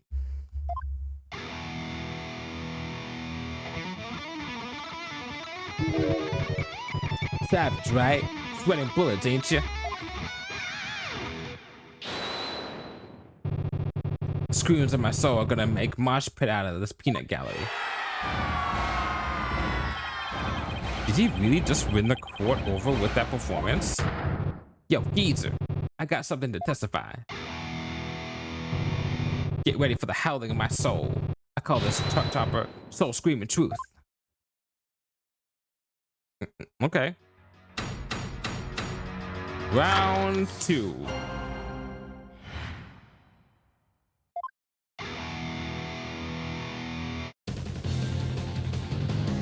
The priestess's dance had come to an end. To music store of mine, where I did wans. Death truth is what you dread. Hear me shred. From my spot in front of the storeroom, I saw Aubrey retreat to the treasure room. And trailing from behind, counting the scent, I saw Pat roll after Aubrey he went. Me and my girl, innocent and sweet, back by the storeroom, can't be beat. Then out with the power, ticket to midnight, blacker than blackest black, robbing all sight. Bullshit? Yeah, baby, let that soul metal flow. That's bullshit. What is that music? I've never heard anything like it. And it's so fast, it's making my head spin.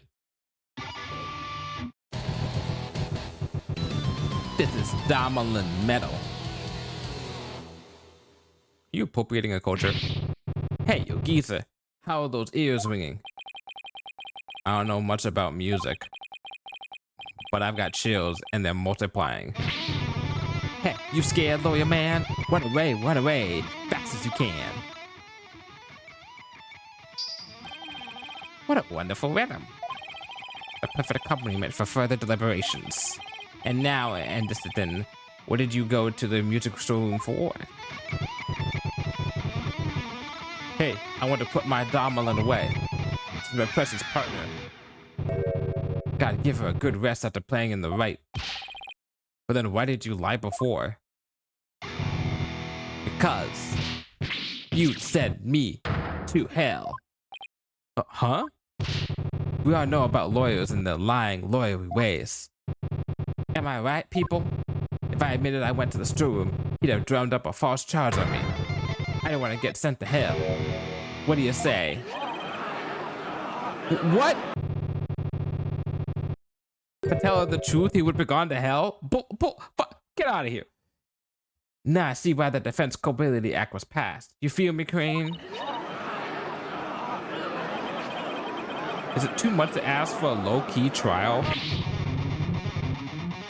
Now you punks ready to rock or what?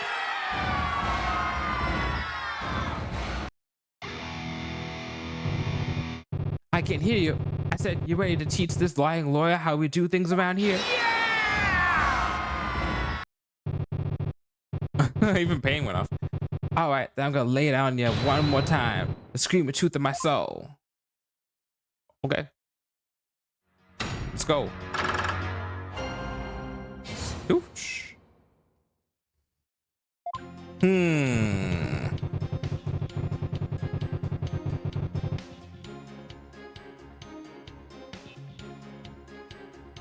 priest is dancing on the end to the music store on my way to the wind.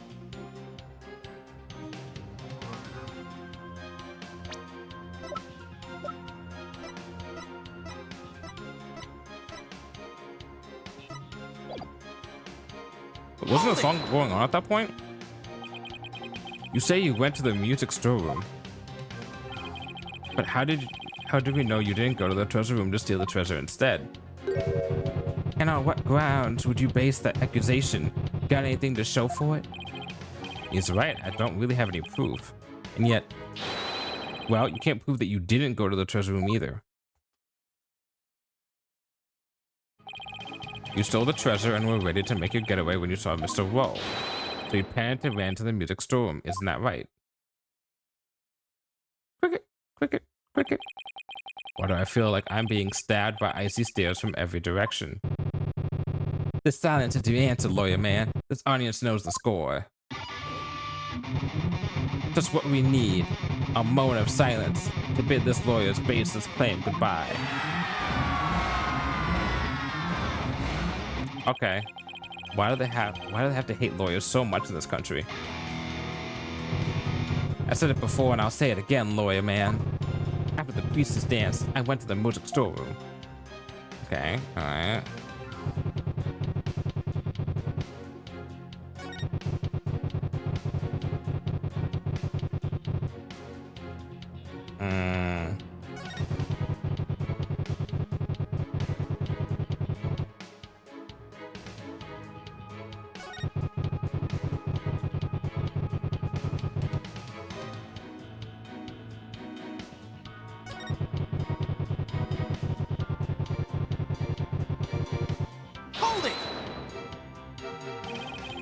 Where were you when the power outage occurred?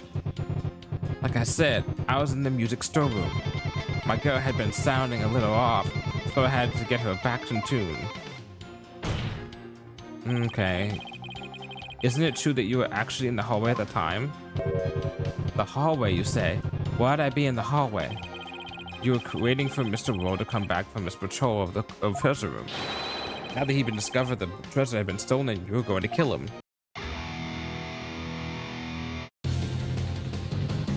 Lawyer man, just as always, so full of bull, spewing noxious lies and pulling the wool. Filthy liar, through and through. And I ain't ever gonna forgive you. Utter lies with no evidence. As always, his claims are just tenuous. Hey, nice prosecutor. I'm picking up what you're throwing down. Someone stop their jam session, please. You've made your assertions clear, defense, but your argument is rather unsubstantiated. That's not good. What's so funny? Plezibum Amsterdam. Andistin. Nevertheless, the possibility is still there. You can't deny the witness could have killed the victim under cover of darkness. Yes! You're forgetting one very important thing. Huh? It seems you've forgotten that the outage happened by chance, not design. Oh, that's right. Oh, that's right. I did forget about that. It's not like the witness planned the outage so he can take advantage of the darkness. And without darkness, it would have been hard to sneak up behind Mr. Rowe and kill him. I actually not great. You're right. Nuh-uh. Even I would notice someone coming up behind me. Well, Defense, what do you have to say about that? What can I say about that? Mr. Wright, your claim is completely without merit, unless you want to argue that the witness somehow magically made the outage happen. Well, maybe not magically, but scientifically. That's it. I contend that the witness could have made the power outage happen, with no magic necessary. What? You have a theory, Defense? All we had to do was make use of something shown on this diagram. I wonder if there's something here that can cause a power outage. Take that! What is that? A circuit breaker? Wow. The witness was in the storeroom. The circuit box was in the storeroom end of the hallway. There's nothing really magical about turning off the breaker, wouldn't you say? Yeah. Nice try, but the theory doesn't hold water, lawyer man. And why not? You're saying I turned the breaker off, and then I snuck up on Mr. Roll and hit him? In pitch black darkness, with no source of light whatsoever? Is that what you're saying? Ha ha ha. With the lights off, that hallway is blacker than 100 midnights. You can't see the hand in front of your face. How could anybody commit murder like that? Unless there was somebody standing in front of the victim, like the accused. I hate when he's right, but I can't just let his point stand. Well, maybe the victim was holding something that served as a guide? A guide through the darkness? Something that's more than a little vague, wouldn't you agree? You ain't gonna move the room with half-baked hunts like that, bro. You gotta hit him hard, really make him feel it, you hear me? Just like my first baby. Woo! Well, I'm afraid I don't understand the witness's lyrics very well either. But in a trial, your arguments have to be clear and precise. Let's see some of that clarity and precision now, Defense. Uh-oh. What do? Yes. I can. Is there something that can help with a guide in darkness? Yes, I can. Because there has to be something. Alright, let's see what you have, Defense. What could the victim have been holding that served as a guide through the darkness? Take that! I believe the victim was holding the treasure box. Huh? Have you gone mad? Well, the box glows in the dark, so you can use it as some sort of beacon. Well, I guess you're right. But why in the world would the victim be holding the treasure box? Oh, well, because your goodness is as good as mine. What's this?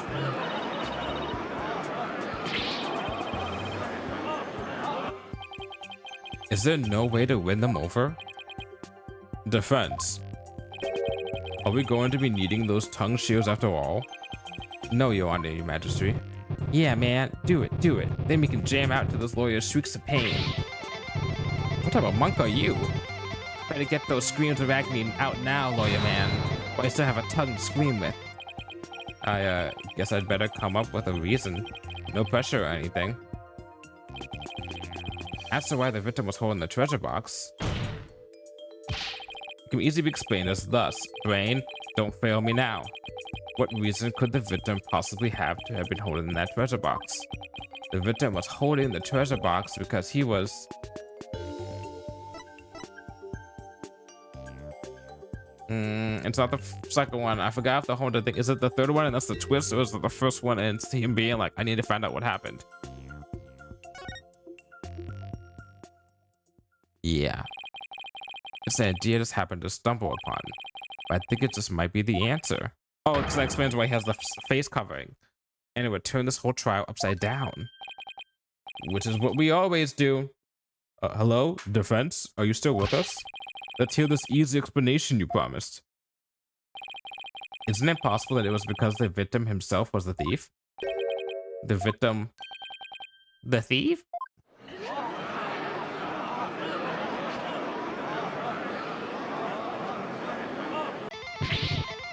Hahaha, what kind of bull are you spewing now? Your Majesty, this guy is off his rocker. If the victim was a thief, everything we've learned so far would all make sense. It would give us a completely new way to interpret the victim's actions. After the morning dance and devotion, Mr. Rowe went to the treasure room. He grabbed the box that contained the treasure and started to take off with it. But then he ran into Albie on the great stairs. That's when Mr. Rowe put his gun on Albie. Then, when the blackout occurred,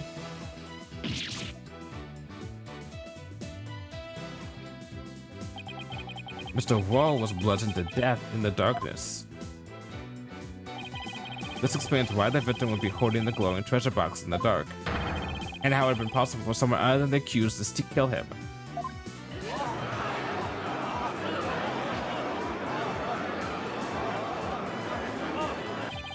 Do you have any idea what you're saying? Shit that happens all the fucking time? Yeah, I do. You're unbelievable, lawyer man. I think you've lost it. Haha. That's the crazy thing I've ever heard. Whoa, trying to roll the temple? That devout believer? That pious Coranist? I won't allow you to disparage the victim's departed soul with unfounded allegations. Hope you're prepared to back up your claim. Of course you are, Your Majesty. Oh, really? In that case, can we assume you have proof? Uh-oh. Proof, huh? Do I have any proof? I can't back down now. Yes, I have proof.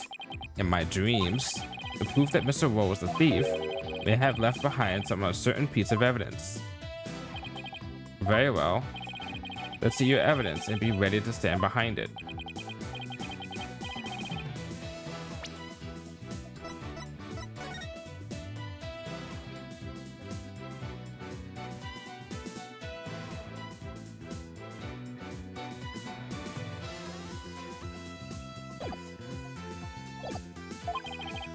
They prove something that would have been involved with the theft.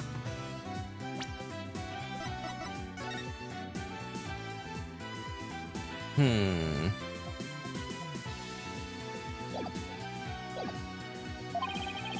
that might still have some trace evidence left on it.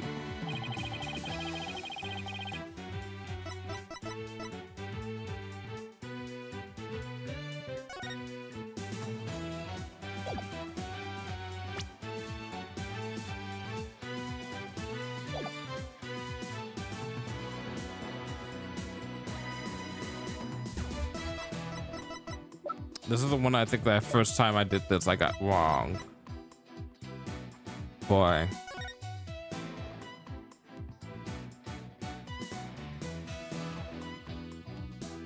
They have gloves on, so no fingerprints would be on the thing itself, right?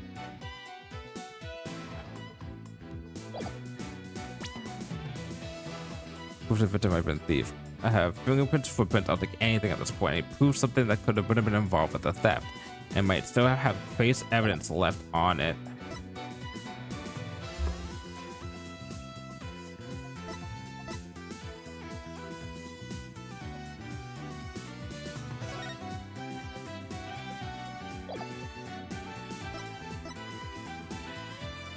Well, the treasure box glows in the dark, right? And it's got this like special stuff on it, right? So if he held it, maybe he has stuff on him? Take that! The victim to examine the treasure box. There might be trace evidence on it that would show the victim held it. Might? You better hope you turn up something more definitive than that defense. Yes, sir, Your Majesty. Very well.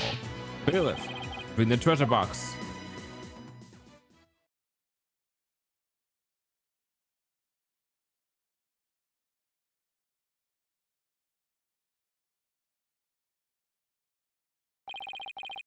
There you are, defense. You're free to examine it. If I don't find something now, my entire argument up to this point will be blown.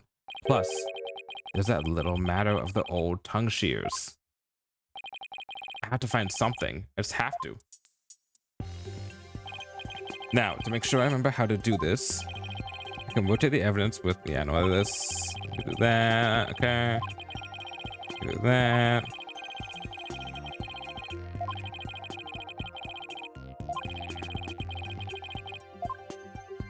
Quickly, I'll just go to the bottom. Nope, nothing here. Okay. There's a butterfly leaf here. I've seen this butterfly shape here and there over Crane. Interesting, but I guess it doesn't really help me prove anything. The lid on the box was forced open, but while the victim was holding the box, the lid must have been closed. I'll try closing the lid too.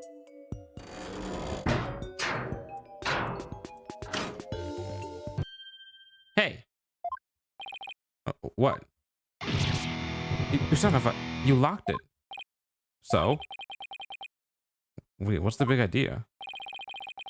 I thought you can open it with that key you're wearing. Yeah, I can. No sweat. And why is there a bucket load dripping off of you earlier there? I think I'd like to open this box back up again. Could you lend me your Magatama key?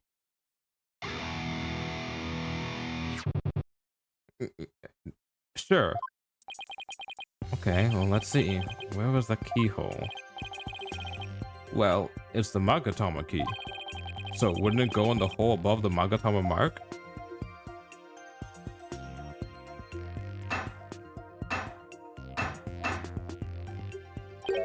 Huh?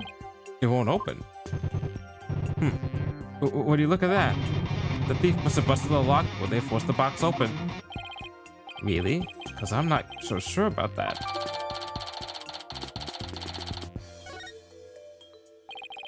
In any case, I better take another good look at have to find proof that the victim was holding this box. This is the lock. It was forced open. I don't really see anything else of note about it. Okay. Okay, remember that. This blood stain. It shows the outline of the hand. Could this be what I've been looking for? Your Majesty, take a look at this. There's a blood stain here that outlines the shape of a hand. Really? Let me see that. Oh my, you're right. Now I'm getting somewhere. I believe the blood stain is an outline of the victim's hand as he was holding the box. What? Even as he was being struck, he held on tight to the precious treasure box. After all, he'd gone through a lot of trouble to steal it. The blood from his red wound splattered across his hand and onto the box. Your Majesty, don't let himself be taken in. It's just more of his loyalty deceit. What do you mean? Mr. Wright, where is your proof that the outline is that of the victim's hand? What? I should have seen this coming. Either show proof or prepare to meet the shears. Or could you save us all the time and bite your tongue out now and submit instead? That I did not see coming.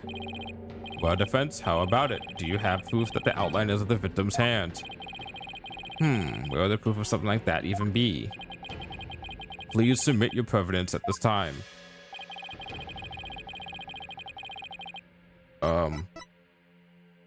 Does this? I've got it. This is the evidence that's going to save my beloved tongue. Mr. Payne, despite your claims about my forked tongue, it just so happens that I have proof you require. You do? It's right here in the crime photo. It is? Where? Defense, please point it out. Gotta switch accents faster. Come on, listen. What proves the bloodstain outline on the box of that the victim's hand, you say?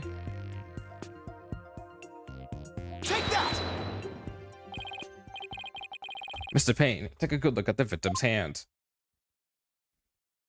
Zoom, enhance. See this? That's blood. What? What do you mean, what? You know it's there.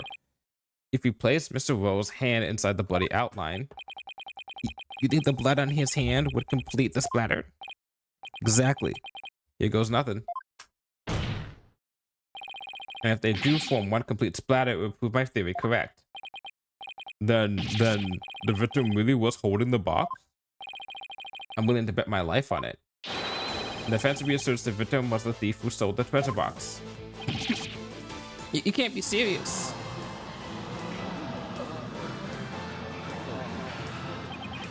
I protest. There's no way they would ever match up.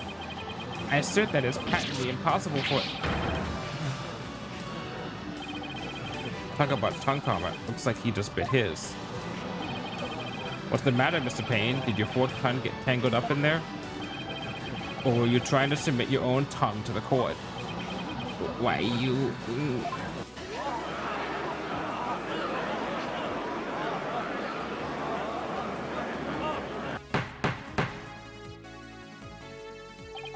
I can hardly believe it. Apparently, not everything out of the defense's mouth is a bluff. Of course not, Your Majesty. This tongue doesn't lie. And I'd like to continue to use my tongue in the future too, if you wouldn't mind. He never has to know it really was a bluff. No, not Mr. Woe. I can't believe it. I'm sorry, Albie. I know it's upsetting news. He must have needed the money badly, probably to support his family. After all, he even gave up his dream of becoming a monk to help them. Oh, so that thing Mr. Woe said would say to me.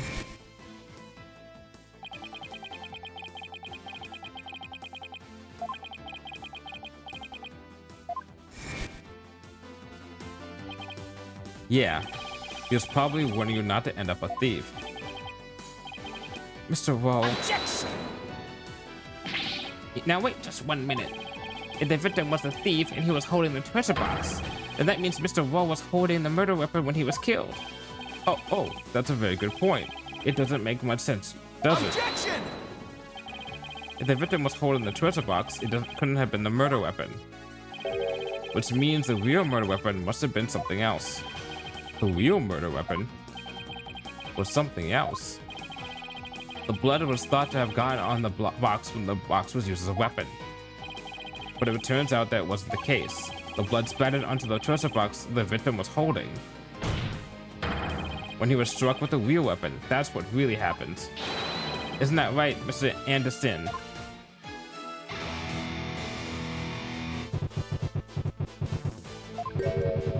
Are you insinuating I'm the one who used this real weapon?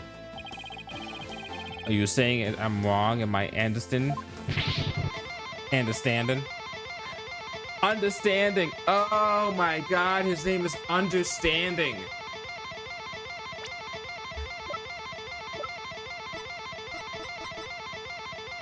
Please understanding. Please love and understanding. Peace, love, and understanding. Peace, love, and understanding. Oh my god.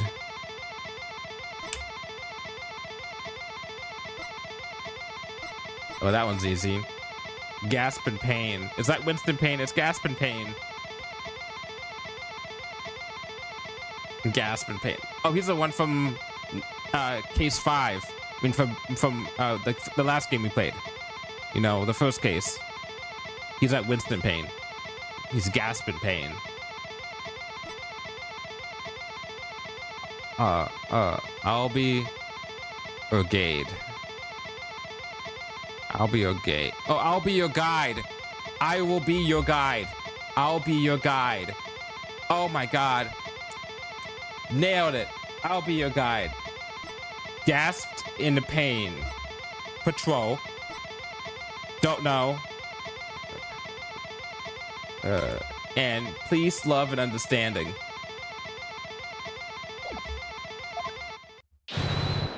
You got me riled up, lawyer man. I feel a song coming on. Please go, understanding. I got your name now. Looking for a weapon that just don't exist. Pathetic lawyer. Man, drop in the abyss. Despicable lawyer man. Yo, you make me sick. You can disappear just like a magic trick. Worthless lawyer man. Done in by a weapon. For you, miserable wretch, how doth thee beckon? Yeah. I know I don't need to remind you, defense, that your life is on the line. I know, your majesty. Yet you're prepared to risk it on the mere idea of a real murder weapon? Death to the lawyer!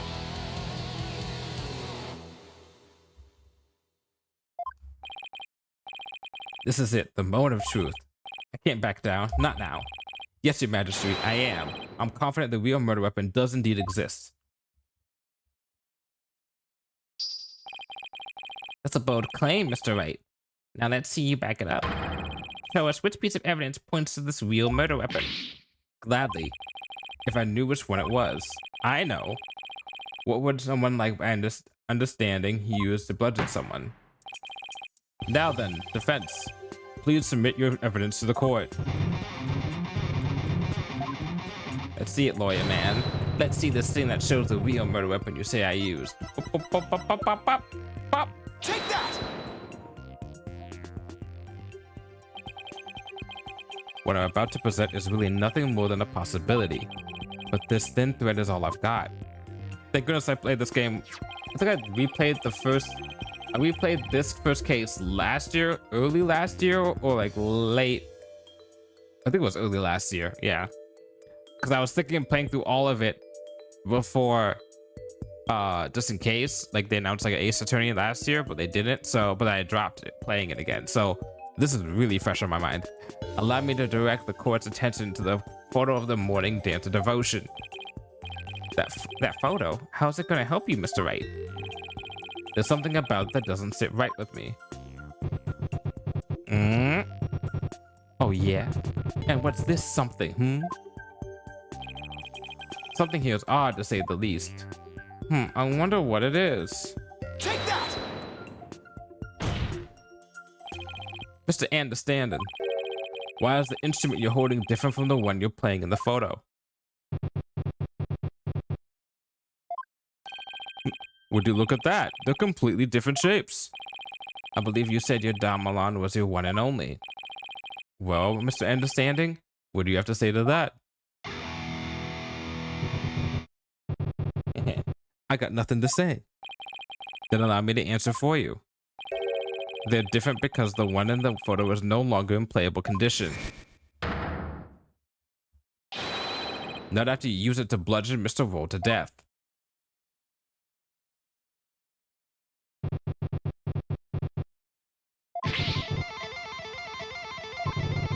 My old partner wasn't doing so hot, so I brought her sister along. That's all. Not a big deal, lawyer man.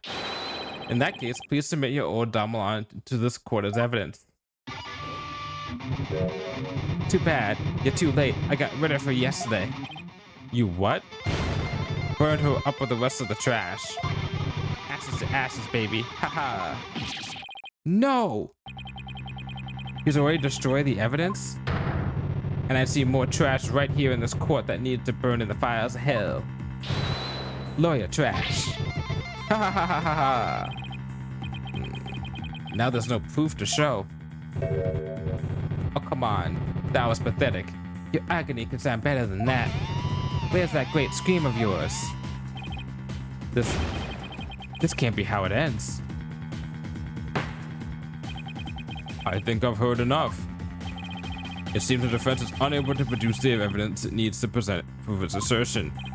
But your Majesty, that's only because the defendant destroyed it. Evidence is everything in court. Don't tell me you've forgotten this most fundamental principle of our profession. Without sufficient proof, your claim that Mr. Understanding is the murderer is no more than conjecture. There's the pain expression I've been looking for. By the way, there seems to be one more thing you're forgetting. What is it now? You accused Mr. Understanding of being the thief, but the real thief turned out to be the victim. Uh-oh. And with that, Mr. Understanding's purported motive for murder goes out the window. Great point, prosecutor. You tell him. If I had been there, I would have just collared Roll and gotten the treasure back.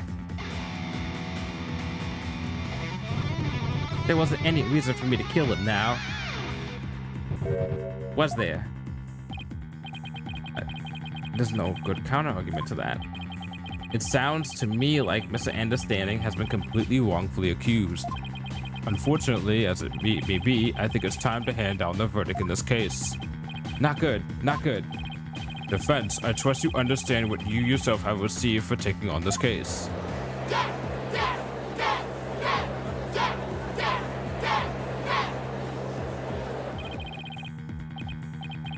What do I do?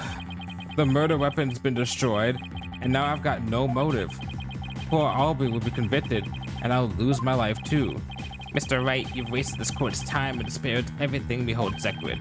We should charge you with least majesty in addition to the crime of abetting the accused. Yeah, you should pay for desecrating my good name. Goodbye, lawyer man. Time for you to do some repenting in the Twilight Realm. This guy is guilty of sin. I just know it. He must have had some reason to kill Mr. Rowe, but what? Come on, people. Let me hear you scream and shout. Time to take this lawyer trash out.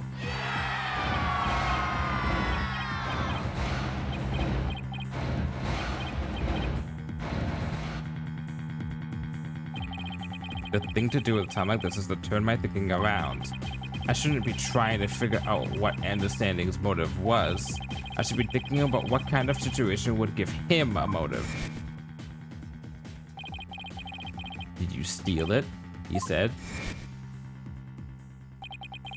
We know that Mr. Rowe was the thief and that he got in his hands on the box. So then why in the world did he ask Albie that question? What about the treasure box would have prompted him to... Oh. Defense, what's gotten into you? Now I get it. Now it all makes sense. Like, Hooka, man, what you trying to say? Muttering and squealing to yourself sounds like you knocked something loose upstairs. Your Majesty, please hold off on your ruling for just a little while longer.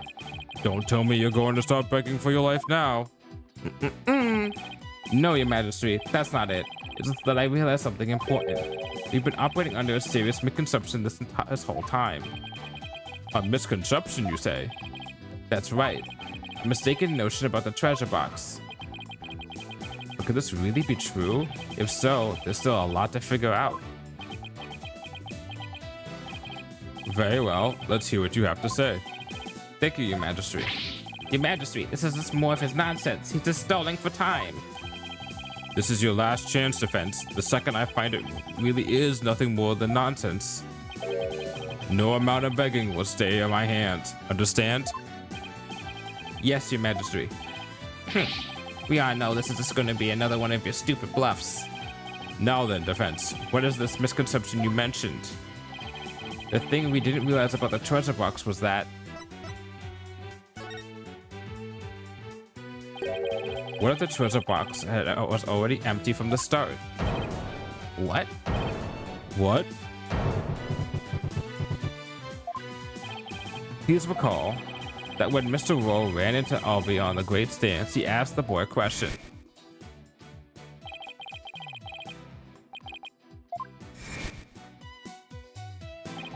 Also recall that Mr. Rowe was holding the treasure box at the time. So why then did he ask Albie the question that he did? That is a bit peculiar, isn't it? Not at all, Your Majesty. Not once you realize that by the time Mr. Rowe got the treasure room, the treasure box was already empty. I beg your pardon? Mr. Rowe suspected that Albie had gotten to it first, which is why he confronted Albie when he ran into the boy on the stairs. Yes! But how would the victim have known the treasure box was empty? He didn't have any way of opening it. Once a year, the victim had the duty of carrying the treasure box to the palace.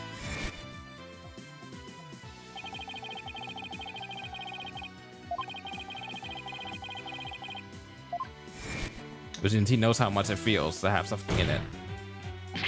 He would have been able to tell by the weight when he lifted it that the box was empty. Ah, I see. Yes, I suppose he would have been able to tell, wouldn't he? Mr. Rowe most likely decided to at least steal the empty box. It's an important historical artifact in and of itself, after all. Yeah. But what's your point, Mr. Wright? What does any of this have to do with Mr. Understanding? My point is this. It gave Mr. Understanding a motive to murder the victim. A motive? Mr. Understanding, keeping the treasure safe is one of your duties, isn't it? So if anyone had found out that the treasure was missing, you would have been accused of incompetence. From the moment Mr. Rowe discovered the treasure was gone, his fate was sealed, because you decided then that he had to be silenced forever. But that's absurd. Oh, well, now the crowd's getting a little bit more on my side now, huh? Oh, what do you know? Can you believe this? Can you believe the stuff that could come out of this guy's mouth? This is all just a colossal joke. So then, what really happened to the treasure?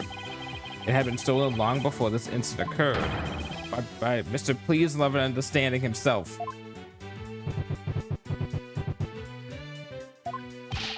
Mr. Wright, will you stop at nothing to accuse Mr. Understanding? Your Majesty, please don't listen to this trumped-up charges. The defense is grasping. Objection! Incorrect.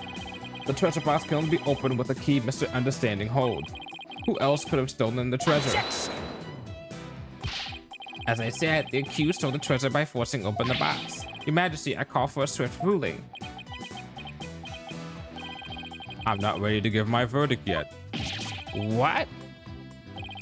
The defense has successfully presented a new possibility in this case. Yes, finally, a tiny shed of hope. Mr. Understanding, would you care to make any statements in response to the defense's claims?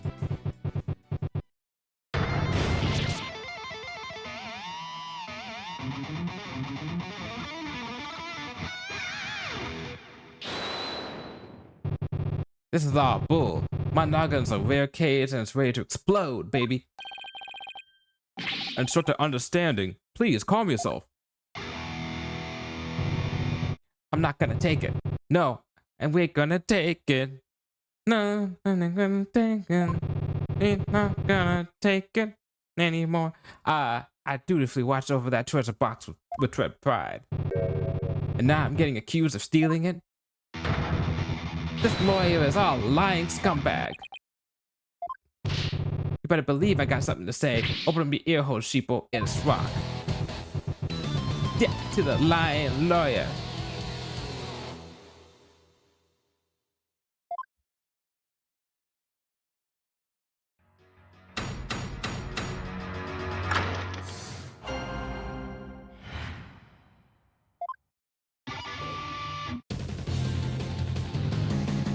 Steal the founder's orb? Me?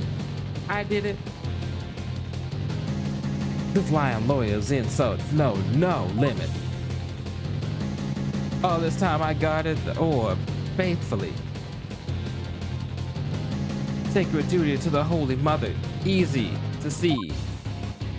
Hands unclean, the accused did the deed. Forced the box open, no key did he need. Lying lawyer, condemn him to hell. Kick him, throw him into a prison cell. Yeah, yeah, yeah. All right, now we've heard from both sides. Either the treasure box was first opened by the accused, as the witness claims, or Mr. Understanding opened it, as the defense claims. Defense, this is your last chance to cross-examine the witness. Yes, Your Majesty. If you're unable to prove your assertions by the end of this cross-examination, then the DC Act would come into play and both you and the accused would lose your lives. I understand. Life or death, it all comes down to this. Mr. Wright. Don't worry, Albie. I'm here to defend you. I promise it'll be all right.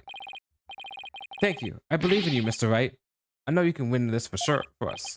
And after we win, we can go see Miss Maya together. It's a deal. I can't let Albie down. I have to win this trial. Somehow I have to prove that only Understanding could have stolen the treasure.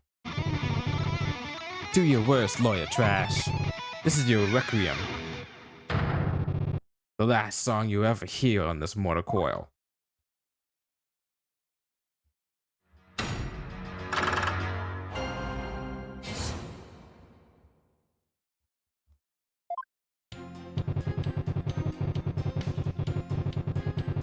No, it's not that.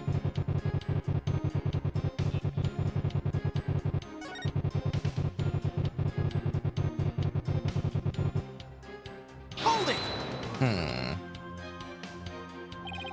The defendant didn't force the box open. That's a lie. In fact, you're the one who opened it. Isn't that right? Come on. You just saw for yourself, didn't you? The lock was busted on account of the box being forced open. Oh, yeah. Well, there's your proof right there. Look, if the accused really didn't try to force his way into the box, then how do you explain why the lock was busted and wouldn't open for you earlier?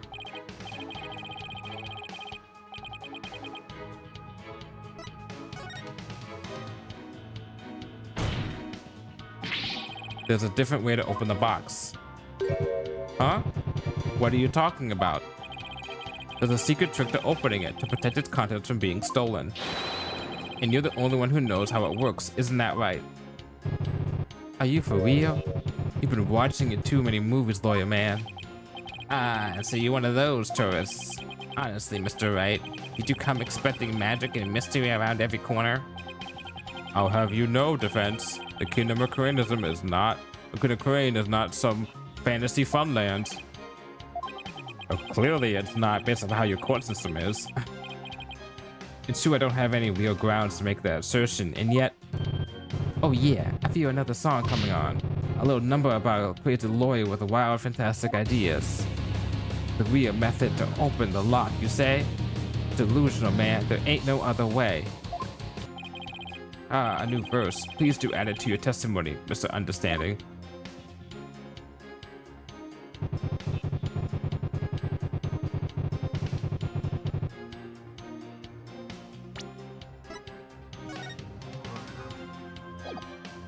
Objection!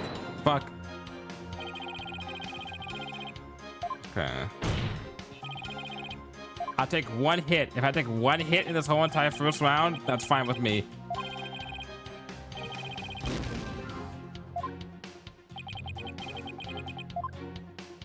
Okay.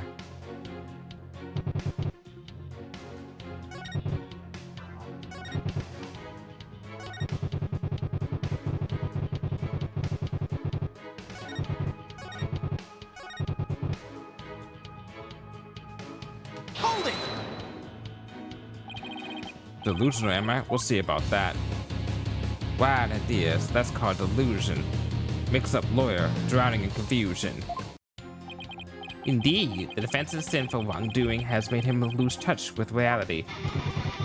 Let's hear what it would be for the sinner's flight of fancy.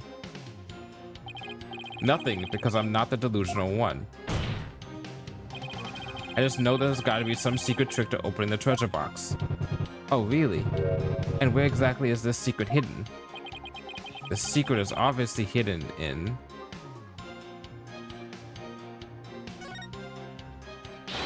the treasure box. Yeah? And where on the box is the secret exactly? Well, it's... I thought that far ahead. It's the carvings. There's definitely something going on there. Are you sure? You're sounding a little desperate, defense. Desperate? Not at all, Your Majesty. The carvings of the accused snuck in to see, even though it's forbidden, I might add.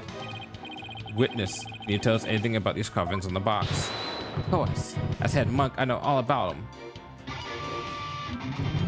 The carvings depict a Corinius butterfly as it carries a soul to the Twilight Realm. They were made in around the 7th century. I see. Could you please add that information to your testimony? Fine, but listen up, driller trash. Corinius butterfly from the 7th century carries the Mitama so elementary. Yeah. Okay, this one.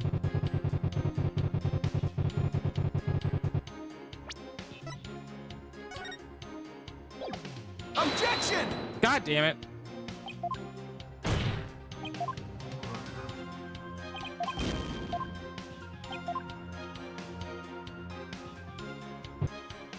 Hold it! I believe butterfly design conceals some sort of secret. Oh yeah? Why don't you check it out for yourself then? Huh? What's with the smug look on his face? I think I'll do just that, Your Majesty, if I could.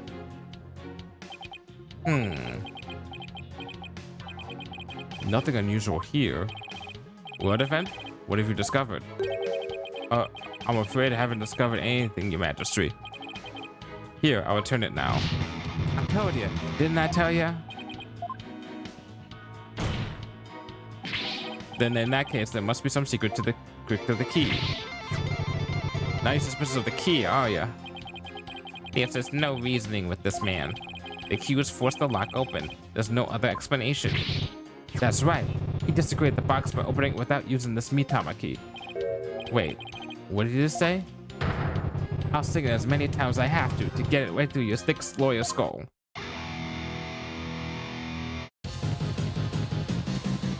Only the Mitama key unlocks the treasure. Force it and reap the founds with pleasure. Yeah. For the forgetful defense's sake, could you please add that to your testimony? Oh, you like this little number better, do you? Let's see. Should I have him swap in the statement? I believe the witnesses made or saying a very important statement. I'd like to switch onto this testimony.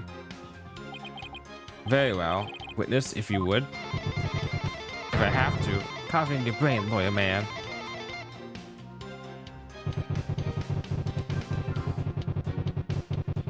Is asking me to consult? I don't want to consult yet.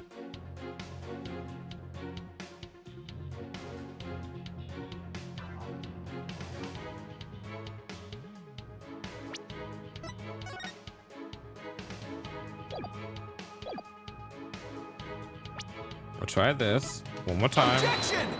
God fucking damn it. Okay.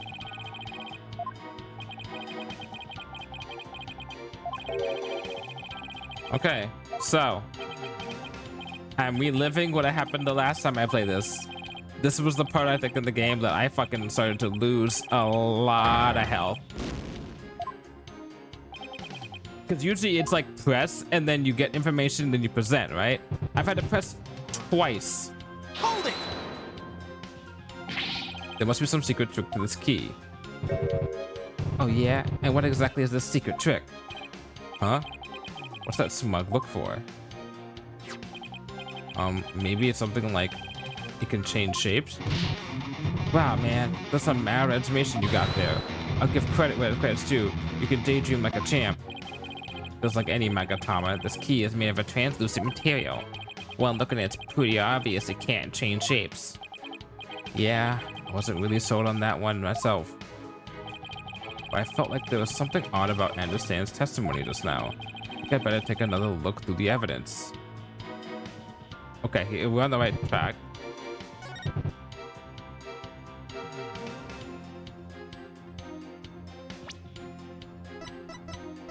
Objection!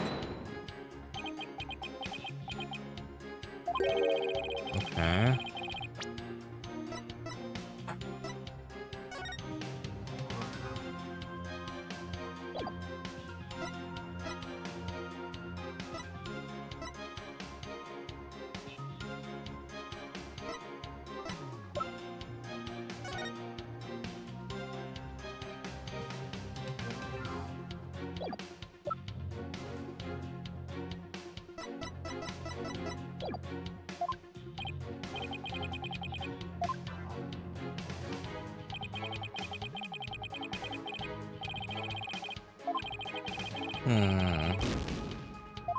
Okay, so we're gonna do a press again. Pay attention to what they said.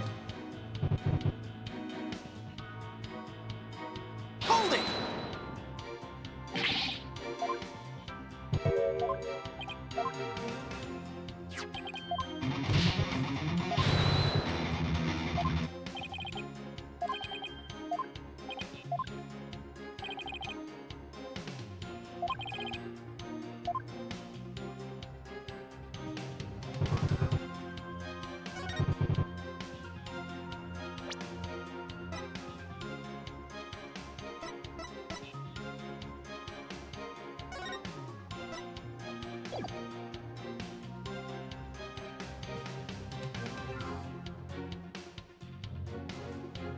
Mm-hmm.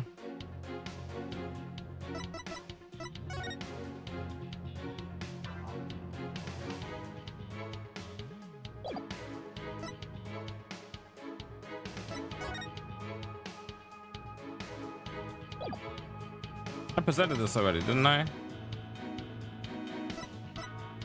because I presented something, had 5. I presented something, I lost it. I presented another thing on the box. I lost one. I presented another one on the key. I lost one. And then I presented the box on the key one and I lost one. So that's 4 out of 5. So there's none of those.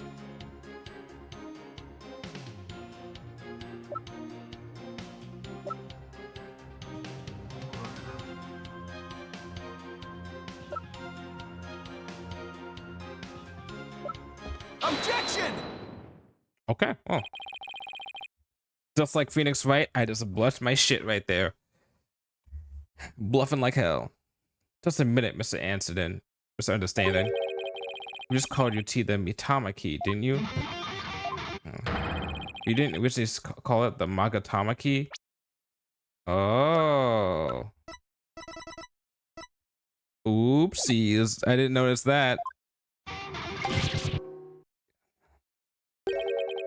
The Mitama key? What's that? I don't know, Your Majesty, but apparently it's a rather crucial question. But what's the big deal? First said the wrong thing, so what? Simple slip of the tongue. An A for effort, Mr. Wright, but your grandstanding betrays your desperation. I'm afraid a small slip of the tongue like that adds absolutely nothing to your argument. What say you, defense? Is it an important detail? Judging by understanding's reaction, I said it's everything my argument needs. Yes, Your Majesty, it's very important. The key is apparently not the Magatama key, but rather the Mitama key. And I believe this discrepancy holds great significance for the defense. Nah, man, that's a meaningless mistake. Insignificant. You're right on the crazy train out of nowhere, lawyer man. Your Majesty, please don't pay the defense any heed. It's all nonsense. To tell the truth, I'm not really clear on what the defense is driving at myself. However, I'm eager to find out. I got that effect on judges, dude. Defense, will you explain yourself like your life literally depends on it? Because it does. Now then, in the name of the key, is the name of the key an important detail? Yes, it's an absolutely important detail, I think. Because the Mitama key is connected to the Founder's Orb. I see. Very well. In that case, please show the court the grounds on which you are basing this claim. The grounds, Your Majesty? You can, of course, show the grounds. Can you not, defense? Of course. What else can I say? I have to come up with something, anything, even if it's just a bluff. The Mitama key. Mitama. There has to be something somewhere that ties Mitama and the orb together. I wonder where I can find that. Don't keep me waiting, defense. I wonder where I can find that. Whatever is the connection between the Mitama and the Founder's Orb. It's not like it's the evidence I've been presenting for the past 4 fucking times. 3 times and then also the box. What's that? The Song of Ceremony? All this time, the answer was right here in front of me. It's right there in the Song of Ceremony performed during the Dance of Devotion. Your Majesty, the Song of Ceremony tells of the treasure of the founder of Koreanism. But hidden inside the lyrics is the secret behind how to really open the treasure box. Holy mother!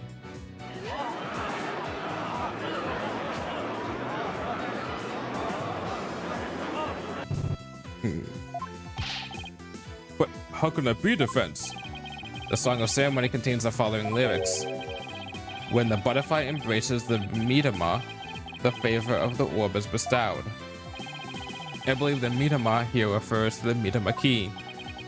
Well, yes, it is the same word, but that doesn't mean... We've been calling this key the Magatama key, and that's why I inserted the key into the lock with the Magatama design on it. But that was obviously not the right way to use it. And I suppose you know the right way? I do, Your Majesty. To use the key properly, you have to first... If we turn the Magatama's shape upside down like this,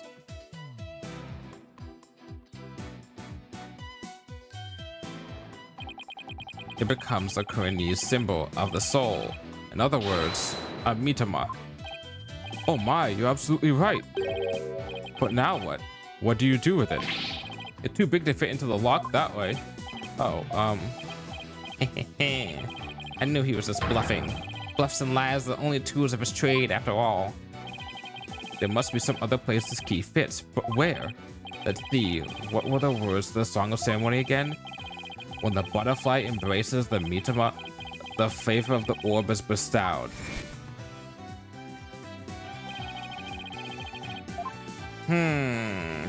Do, do, do, do. Got it!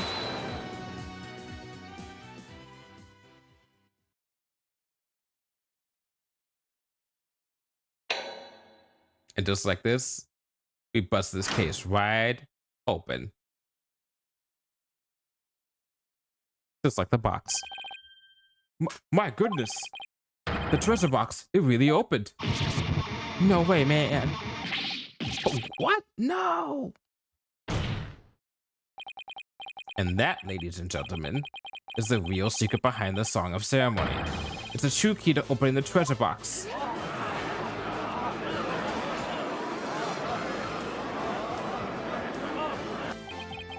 It's all over, Mr. Payne.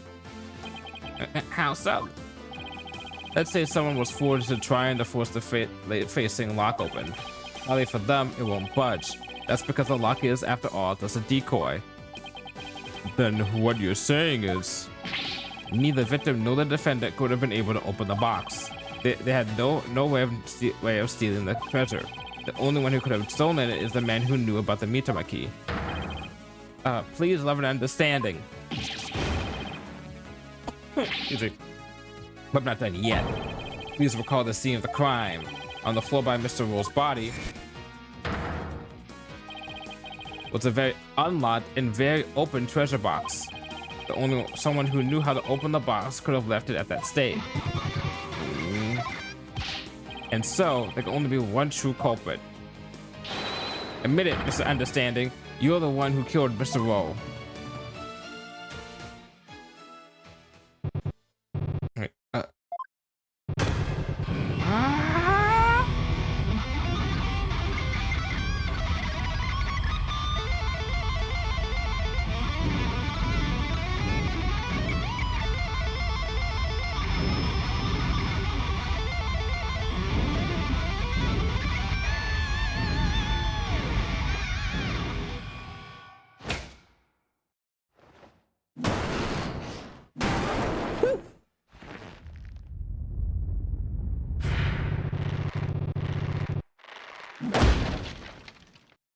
Looks like his show just got canceled.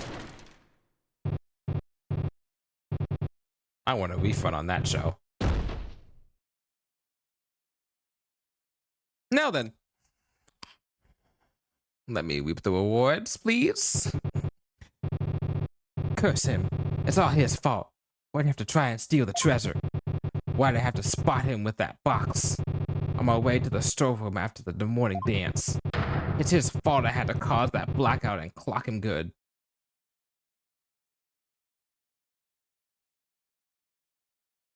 I couldn't let my secret get out. Nobody could know the treasure box was empty. I'd lose my position as head monk. Who knows what else they'd do to me? I couldn't let... I had to stop him.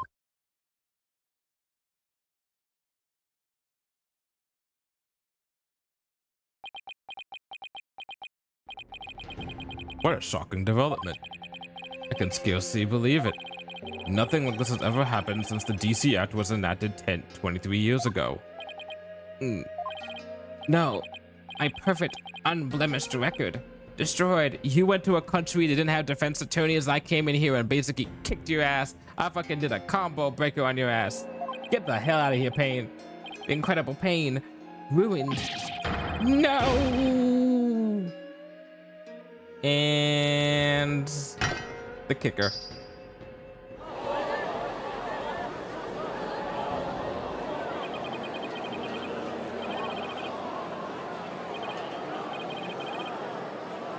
Oh, it sure is happening. Peace. I said peace. Honestly speaking, I'm just as shocked as everyone else. But the truth has been made known, so it's time for me to give my verdict. In the name of the Holy Mother, this court finds the accused. I'll be your guide. Not guilty. Let's go. Let's go. It's even got them butterflies, got them castor ice butterflies going on right now. Let's go, baby. Let's go. Woo! Woo! Starting international incident. Let's go. Woo! Butterfly in the sky. Gasping Pain's gonna die. Take a look. Read a book. It's Ace Attorney. I can defend anyone. Just take a book and need a book. It's Ace Attorney. There's still quite a commotion. The people from the gallery show no sign of clearing out. I can't believe it. Not guilty. I'm still in shock. Can you believe that guy? I can feel everyone's eyes on me. This can't be happening. It's impossible. Oh, Holy Mother, preserve us. I've never been in a defendant's lobby quite this uncomfortable. Mr. Wright. Oh, I'll be. Thank you. Thank you so much for what you did to me. I'm just glad it turned out okay. It was touch and go there for a while. I'm really sorry, Mr. Wright. I had a really hard time trusting you all at first. That's okay, Albie. I know how unpopular lawyers are in this country. But how did it ever get this way in the first place? Allow me to explain. At least, I wish I could explain. But I don't really know why. I never even questioned it before today. By the time I was born, all the lawyers were already gone. As far back as I can remember, verdicts have been based on her benevolence's insights. Right. Wafa, the royal priestess. Oh, she is going to be pleased when she finds out that I kicked her ass and got my guy off for not guilty.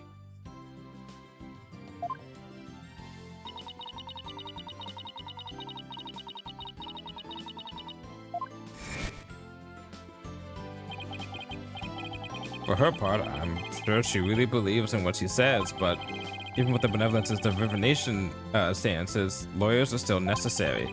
Without proper defense, people could easily wind up receiving wrongful convictions.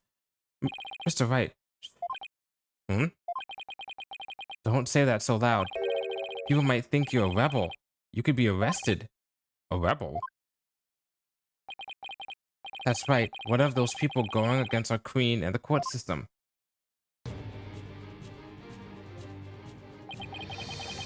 They call themselves the Defiant Dragons. And they're led by a scare guy named Dirk. They'll do anything to overthrow her eminence, even commit crimes. Dirk, I remember people in the gallery mentioning that name. Cool design though, by the way. Things you're saying sound a lot like the stuff they say. But you're not scary like that Dirk guy.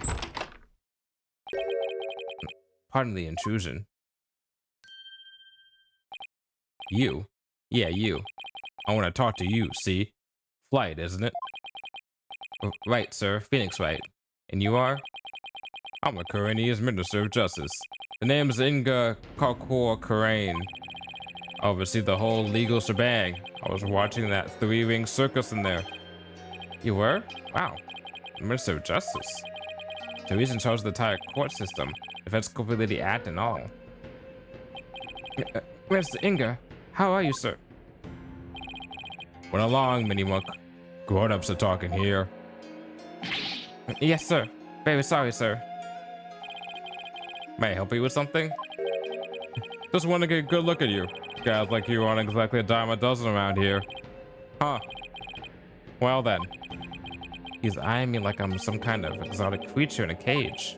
Oh yeah, might as well share this little morsel with you. Turns out Woe was a seasoned thief. A repeat offender, see? Had my men look into it, and they found up all the booty he'd pilfered right there in his digs. But he seemed like such a nice man. Why, Mr. Woe, why?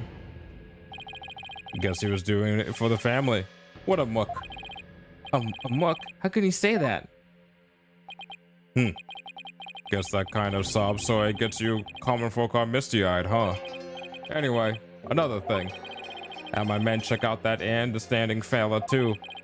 He wasn't the one with the sticky figures. It's the insurgents. What? They put the squeeze on our head monk apparently. So he gave up the founder's orb and made it and tried to keep it hush hush. Wow, I see. Thank you for letting me know. Yeah, say Wright. That was a cute little number you put in my courtroom today, wasn't it? First not guilty ruling in 23 years. You're making waves, see? Stirring the pot. That's my drift. Oh, well, Yikes, I'm in for it now. But thanks to that song and dance, we know our precious national treasure got nicked. So I'm gonna call it a wash and let it slide this time. All I did was defend the accused. You do your best to read between the lines here, chump. You're standing on thin ice. You get my drift? Even a dirty, no-good punk knows the cat's in his chips before the house steps in.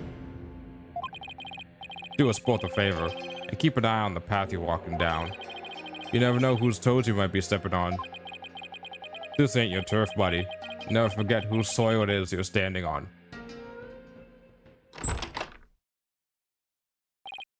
Yikes. He was kind of scary, wasn't he? Yeah, well, no use worrying about it. We have more important things to think about. This is when we can continue the sightseeing tour. Tour? Oh, anytime, sir. We still have plenty of time until Miss Maya's training ends. And there are still lots more temples to see and all kinds of local foods to eat. I can show you the natural beauty of the area and the waterfalls around training, and I haven't shown you the breathtaking mountain view from the Plaza of Devotion yet, and there's a place we can dingle which is blah blah blah blah blah blah blah blah blah blah blah blah blah. Woo!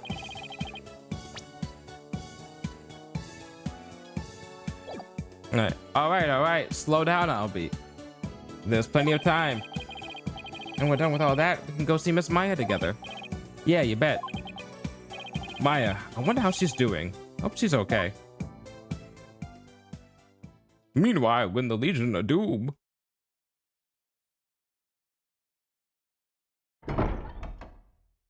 So, how about that not guilty, jerk? I heard.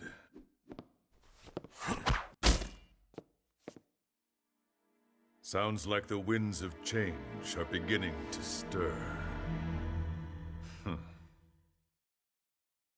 Well, that's not ominous whatsoever.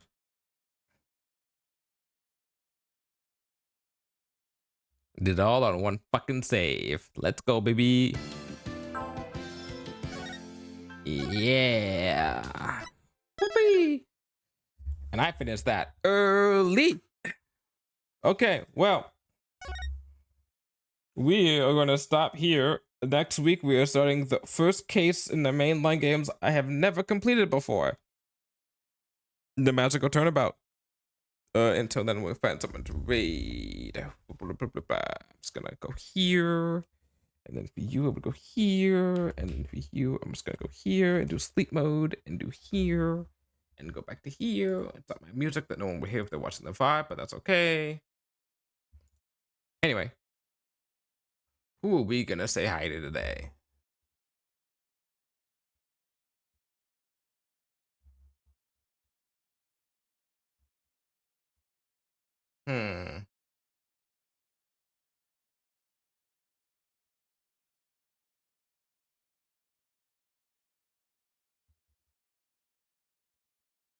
Let's go say hi to Nagi.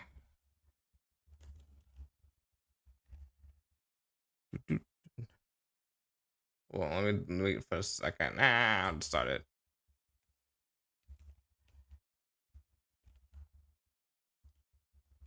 Oh, sorry about sent me a message. That's nice. Okay. So what do we got? We got so let's see. Tomorrow I don't stream unless I do a surprise one. I'm probably not gonna do a surprise one. I'm probably just gonna keep it chill. Then we have what was I gonna say? Thursday we have Metal Gear Solid 2. We should maybe finish Metal Gear Solid 2 this Thursday. We'll see. If not, we're definitely finishing it next Thursday. I feel like we're close enough to the end based on how things are going in that story. And then we don't stream on Friday. And then Saturday we have a wild card. It's most likely gonna be FF14, or it might be the Root Trees Are Dead, because I actually have been really liking it. But I do also want to stream FF14. I don't know if I want to do a dual stream or just do one. I'm leaning towards FF14 and just save the Root Trees for Dead for next week. Which, to be fair, because that also makes it harder for me, which is fun because I have to remember everything that I've done in the Retreat of the Dead, and that's gonna be fun having to like practice my memory skills. Yeah, we'll see what happens there. But yeah, that's the plan for this week so far. Anyway, thank you for coming by. Thank you for watching. Thank you for looking. Thank you for watching the VOD or whatnot. And yeah, bye.